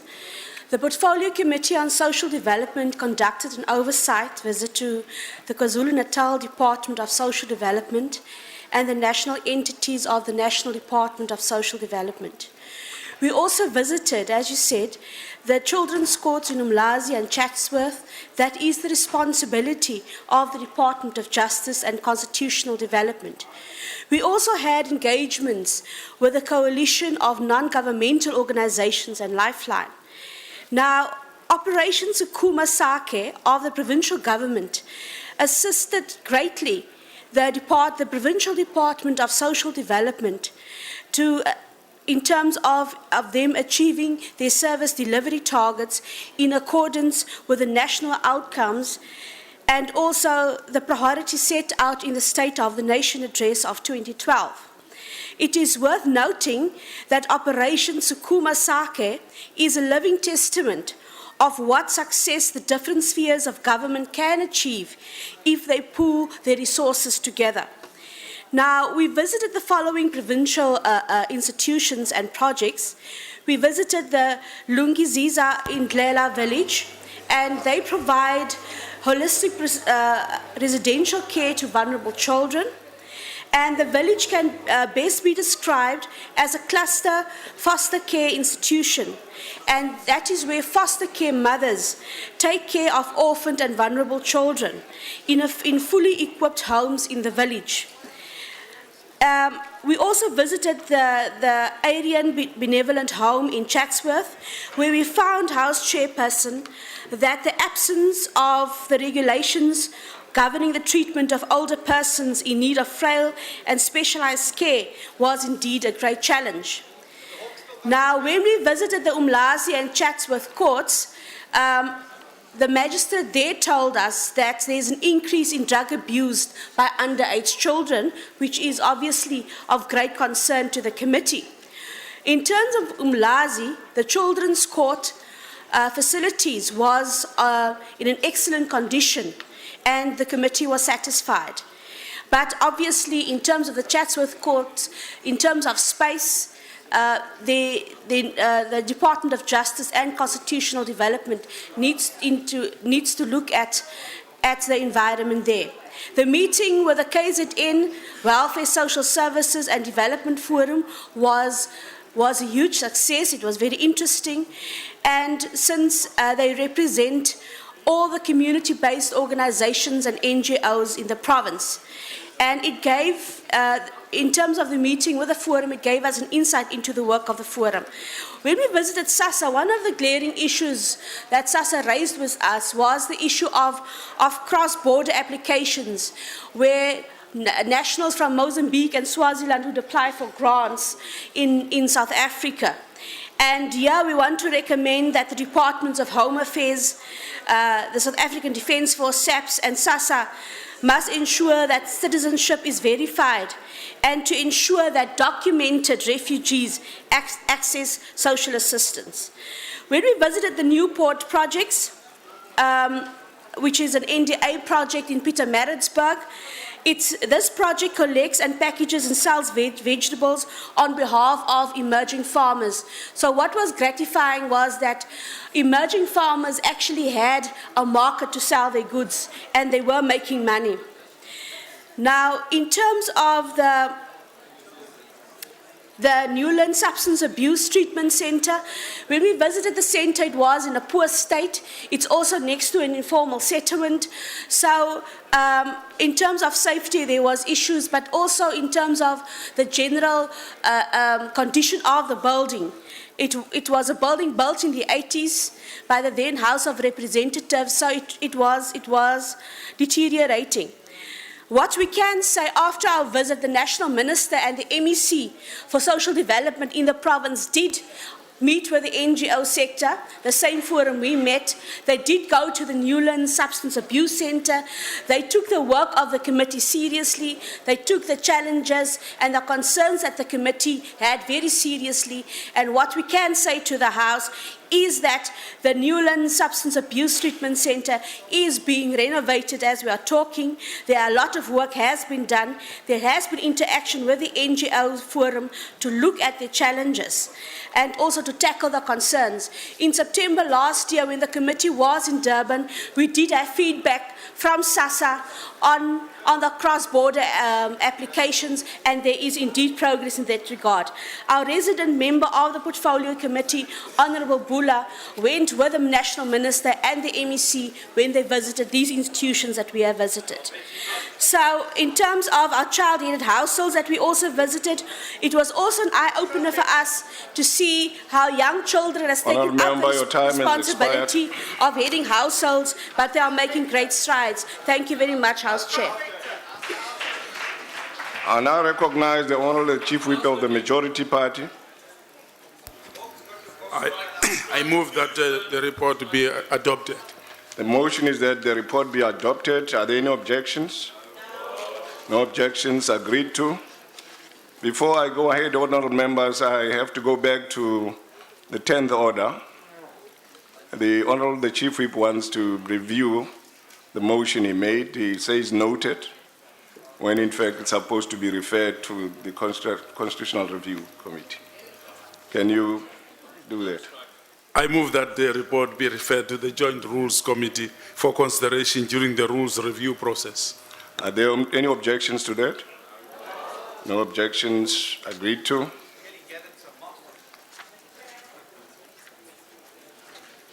The Secretary will read the 12th order. Consideration of first report of Committee on Public Accounts on report of Auditor General on annual reports and financial statements of National Treasury for 2011-12 financial year. Seeing that the Chair is not here to introduce the report, I recognize the Honourable the Chief Whip of the Majority Party. Honourable Chairperson, I move that the report be adopted. The motion is that the report be adopted. Are there any objections? No objections. Agreed to. The Secretary will read the 13th order. Consideration of report of Portfolio Committee on Transport. May I address you before? I want to go back to item 12. Are we adopting the report or are we considering the report? I'm right here, wide awake. What item is that? Item 12. My understanding is that we're considering the report, but sir, you said the report has been adopted. Item 12. Yes. Item 12, the one on public accounts. That's right. Honourable Chairperson. According to the Honourable Chief Whip, the motion is to adopt. She's making a mistake. The Secretary will read the 13th order. Yes. Consideration of report of Portfolio Committee on Transport on amendments to National Road Traffic Regulations. I now call upon the Honourable N.R. Bengu to introduce the report.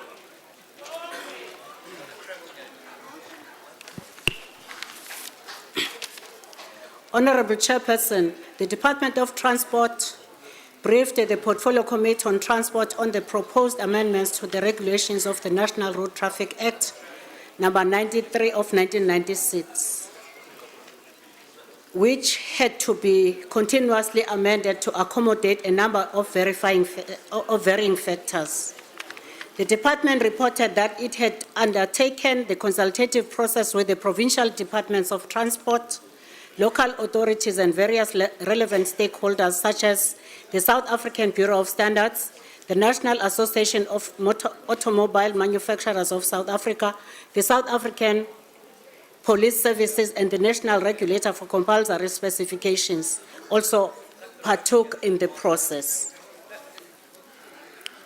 For the first time in 4.5 years, both the DA and COPE shared a common perspective with the ANC on two issues of concern in the first draft. These issues include the following. Regulation 13A of the National Road Traffic Act number 93 of 1996 provided that a motor vehicle which had been deregistered in terms of Regulation 55 as permanently demolished should not be registered and its parts should not be used to build or repair any motor vehicle.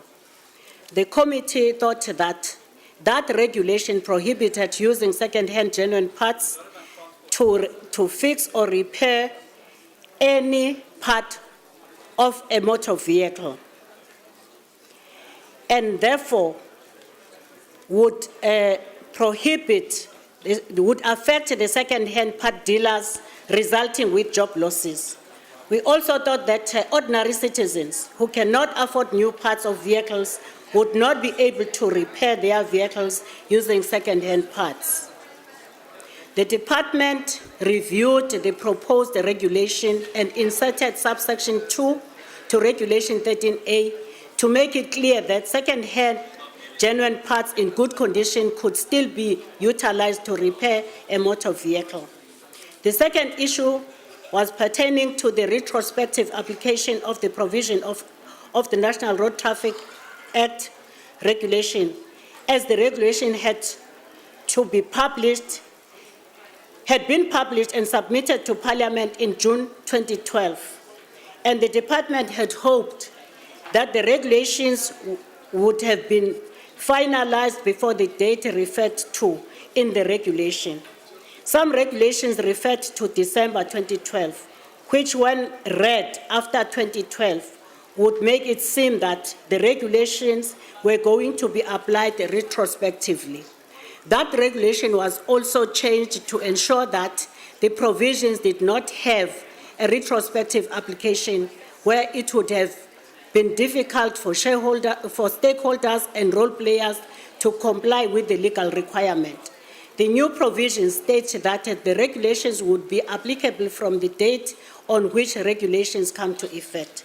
The committee, having satisfied itself that its concerns had been duly considered, accordingly approved the amendments to the National Road Traffic Act regulation on the 6th of August 2013. I thank you. Thank you, Honourable Member. A vote of declarations of votes has been requested by the DA on this. Honourable Member. Thank you, Chairperson. Perhaps I should just start off by saying my name is Ian Ollis, and no, I was not part of the Travelgate scam. If I address this report under review, I don't normally speak about reports because normally they're things that we agree in the committee, Honourable Member, and we just approve them here, but I felt a need to speak to this report for a very specific reason. It deals with traffic regulations. My colleague, the Honourable Stuart Farrow, managed to get a concession in the National Act which says that regulations promulgated by the Minister must be brought to this Parliament for us to consider them before they are finally gazetted.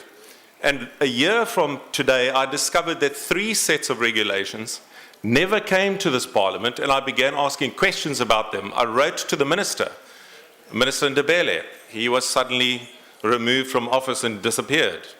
I then took it up with the following Minister. We couldn't find these regulations. Finally, I asked the chairperson of the committee and the staff where these 3 sets of regulations are. We found one set. That's the set which is here before you today. The other 2, one of which deals with traffic officers that are going to be used by Sanrail to chase after your granny if she doesn't pay her e-toll bill, we still don't have in this Parliament. 2 sets have disappeared. They were tabled by Minister Ndebele, and they've never come to this Parliament and never seen the light of day. That's unacceptable. This set at least we got. And luckily we got it. Why? Because written into those regulations was a provision which would make it almost impossible to sell second-hand car parts in the Republic of South Africa, as you've just heard from the Honourable Chairperson. We had to ask the department to amend it. Now, we have a role to play as Parliament in looking at regulations that are tabled under the National Act in the Transport Committee. We'd like to play that role. So we support the committee report because now these regulations have been fixed by our committee. But we ask this Parliament, can somebody please, through the administration, find out what happened to the other 2 sets of regulations so we can also see those and deal with them in our committee? Thank you very much. Thank you, Honourable Member. Any other party wishing to make a... Chairperson, may I address you, please? or a point of order? What is the point of order? Honourable Chair, I want to address you on the matter that has just been raised by the member against Honourable Ruth. I was wondering whether is it the way Parliament should... Order, please, order. Is it the way that should Parliament behave in terms of maintaining the decorum? I can imagine if the scandal of Mr. Milde that took place many years ago... Member, it's not a point of order. No, I didn't say it's a point of order. I just need clarity from yourself, Honourable Chair. Please take your seats. Please take your seats. Honourable Chair, can you please hear me Member, out? can you take your seat, please? If the honourable member was going to respond to this subject here, I did call for any other party to make a declaration. I think the honourable member could have come up and dealt with that issue here. Any other party to make a declaration? I now recognize the Honourable Chief Whip of the Majority Party.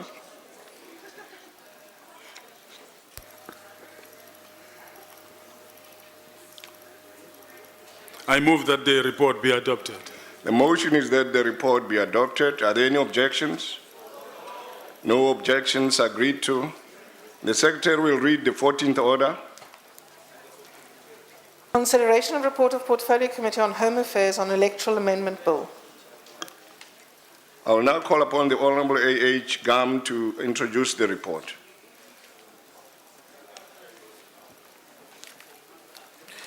Thank you, Chairperson.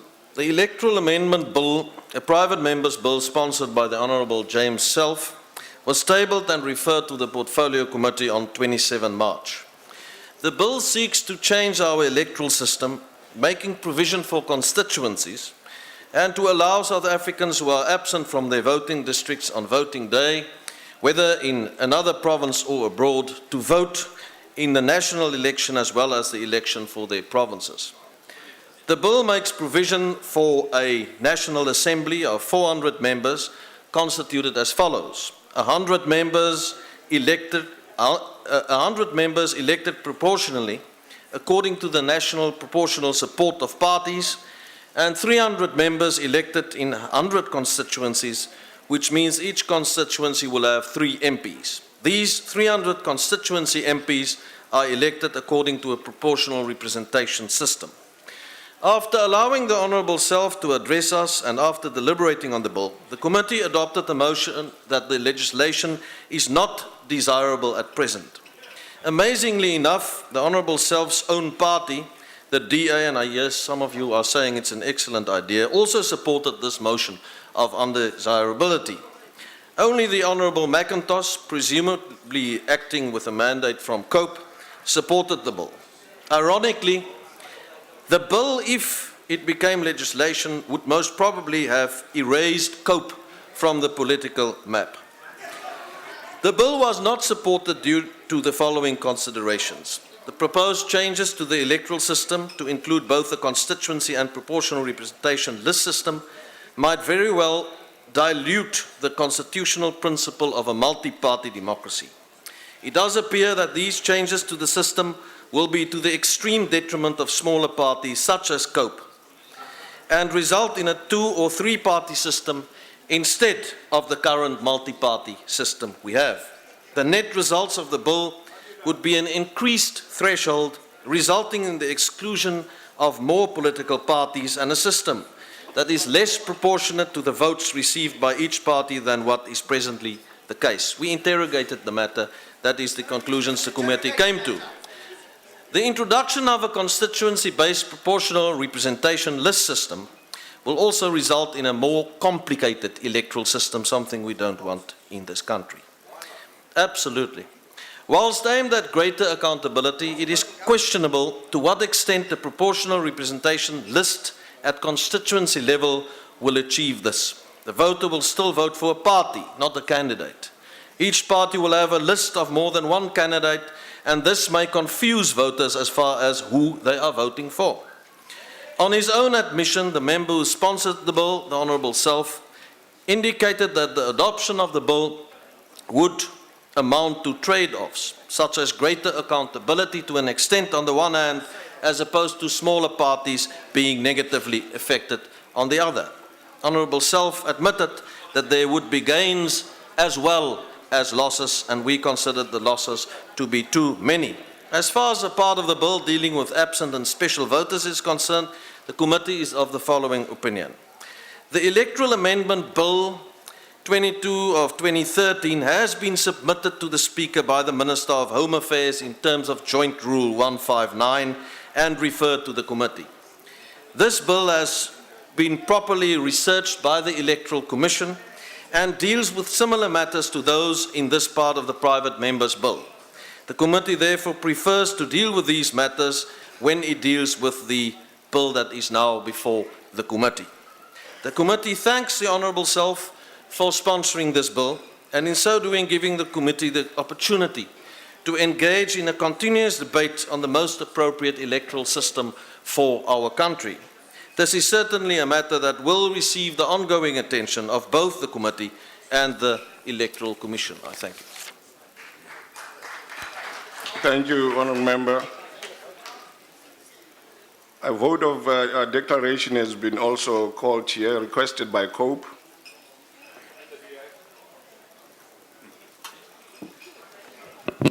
Thank you, Mr. Chairman.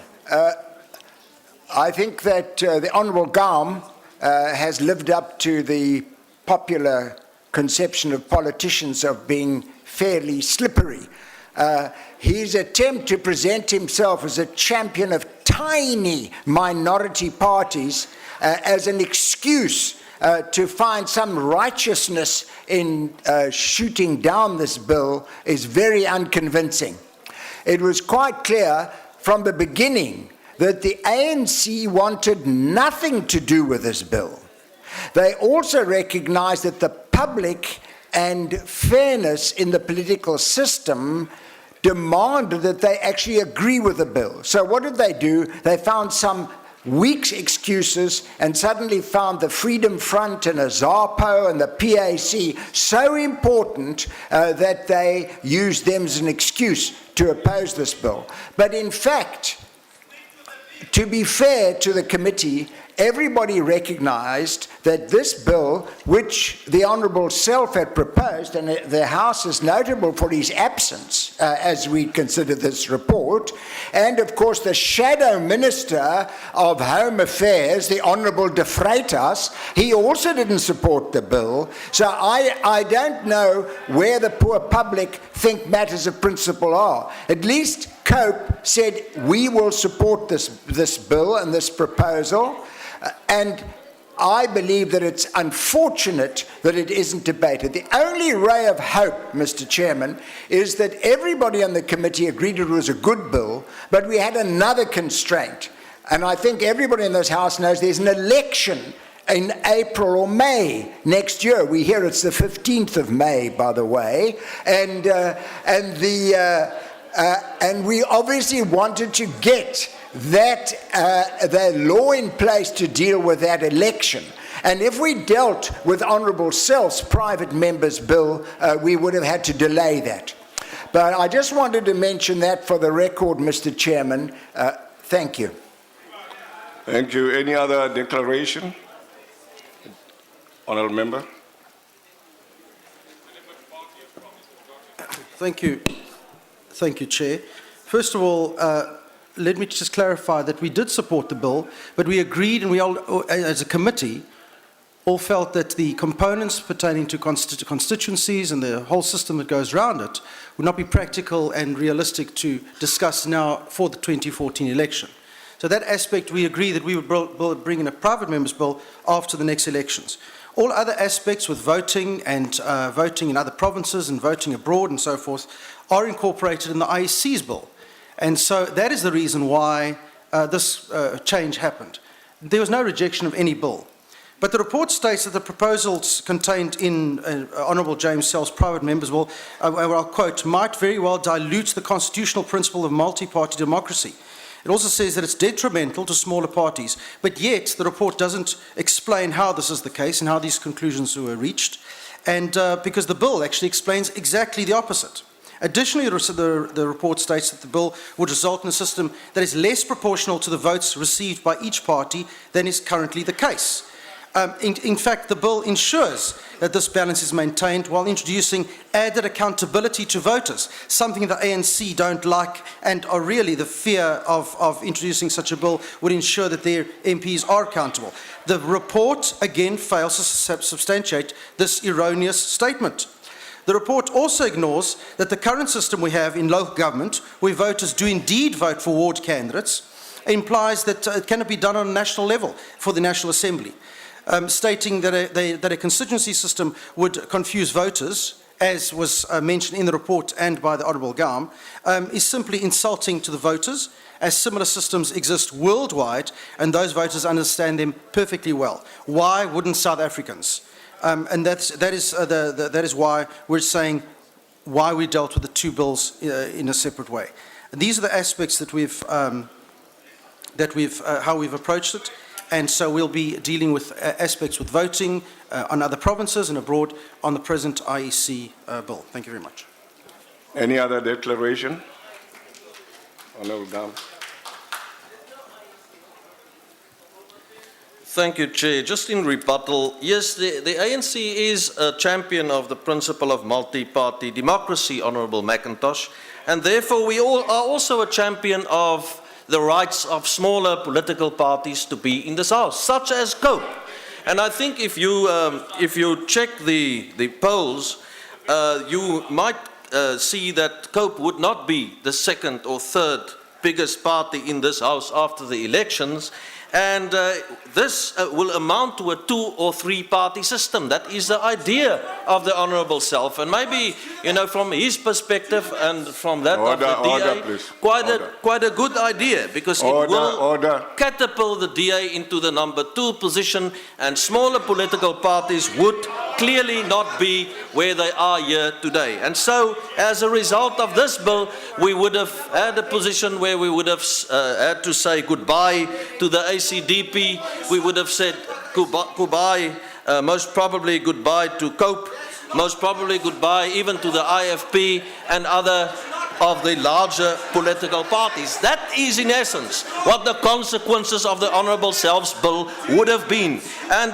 the fact that the Honourable McIntosh is even today here not seeing this point in, I really cannot understand at all. Fact is that a party with 1% of the vote would, under the present system, gets about 4 seats in this House, because it competes out of the full 400 seats of the National Assembly. According to the system proposed by the Honourable Self, that party would have contested only for the 100 pure proportional seats, and in the constituencies would have not received enough votes to get a seat. Therefore, that same party with 1% of the vote would only have received 1 member of parliament under the DA's proposal. That is a reality, that is the truth, and let's look at the facts when we debate these matters. Thank you. Thank you. Any other declaration? No. I now recognize the Honourable Chief Whip of the Majority Party. Honourable Chairperson, I move that the report be adopted. The motion is that the report be adopted. Are there any objections? Chairperson, will you note the objection of the DA? The objections of the DA noted. The Secretary will read the last order. Consideration of report of Portfolio Committee on Communications on oversight visit to North West Province. I now call upon the Honourable Sreeman to introduce the report. Thank you very much, House Chairperson. In 2012, the Portfolio Committee on Communications visited the province of the North West from the period the 6th to the 8th of June. And during the visit of the Portfolio Committee to the North West Province, the committee visited various post offices, community newspapers, community radio stations, Tusong service centres, telecentres, Centec, and the SABC regional offices in the North West. And I must just say that on behalf of the Portfolio Committee, we were suitably satisfied and impressed with the work that government is doing, the services that our post offices are providing to the various communities, also the support that community radio stations and community newspapers are receiving from the MDDA and the Department of Communications. And what was quite inspiring is that at many of these community radio stations and community newspapers, they are run in the main by young people and playing a really active role in informing their communities on what's happening around them. We were also happy with the Tusong service centres, tele-centre projects throughout the Northwest, providing invaluable access to many people, access to the internet, access to information about government services and a range of other services and government departments that are actually housed in the Tusong service centres. Centec is the signal distribution entity of government, and we were fairly satisfied with the signal distribution throughout the Northwest, as well as the work that the SABC is doing.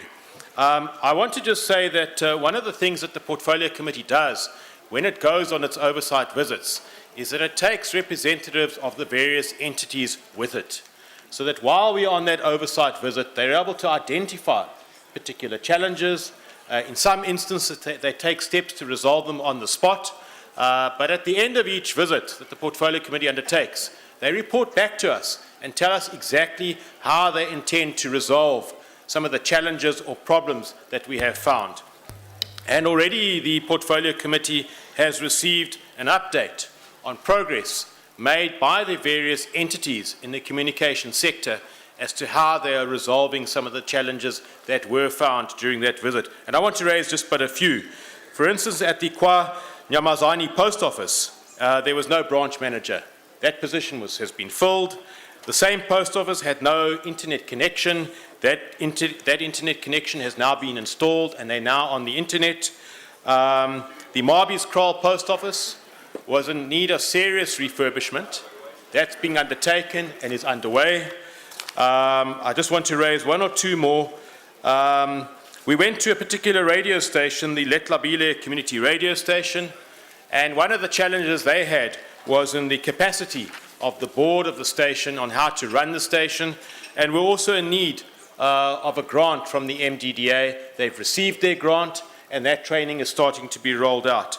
I've raised a few of these issues because it does highlight that the visit of portfolio committees to various areas in the country to do oversight work is not just about doing oversight work, but is also to help ensure that challenges that we find are resolved. And I want to commend the various entities on the work that they've done so far, but also to say that we expect, before the completion of this Parliament, that the challenges that we've raised, that we are given a comprehensive report so that we are satisfied that indeed that this work that we've done has not been in vain. But I want to raise two things in particular before I conclude. Firstly, at the Leretlabetse Telecentre. That telecentre was established and opened on the 6th of July 2012. No, hang on. Sorry, that's 6th of July 2012. And one of the things that we established during the visit, that it already had started, the telecentre was there beforehand, and had already started to make a major impact on young people in the area. The last thing that I want to highlight is that government has a program that it's rolling out, and that is the rolling out of street addresses and postal addresses to communities across the country. And in the Northwest, there are a total of 929,000 households. That is the figures that we were given. And since the year 2005-2006, the Post Office in the province has rolled out 679,000 street and postal addresses and is in the process of rolling out a further 264,000 postal and street addresses. Now, the reason why I wanted to raise this is that just a little while ago, a few months ago, the Honourable Butch Steyn of the Democratic Alliance proudly announced... Time has expired, Honourable. Okay. We commend this report to the House. I now recognize the Chief Whip of the Majority Party. Honourable Chairperson, I move that the report be adopted. The motion is that the report be adopted. Are there any objections? No objections agreed to. Honourable members, before I conclude, I just want to say something briefly, and perhaps say it even on behalf of the Speaker and Deputy Speaker, and perhaps for many of us who are sitting in here, that personally I understand the excitement, I understand the emotions, However, I fail to understand the anger that makes us view each other with suspicion, mistrust, even deceit. I think at times we even want to undermine the chairperson or bully the chairperson. If we continue that way, then we are moving from a precipice towards a precipice of disaster, a very dangerous one. And if we do so, we may end up destroying this institution of the people, which does not really belong to us. And if that happens, then I shudder to see the alternative. So I want to appeal to members that let's refrain from doing that. Let's act as honorable members, treat each other as honorable members, make the comments that are within the bounds of civility. Please. With this, I want to say that that concludes the business of the day and the House's agenda.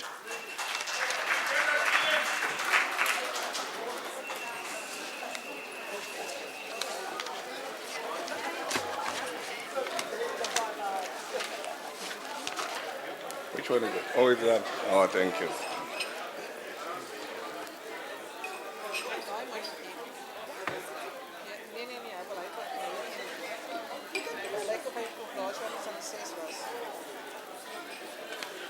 Dankie, Mark.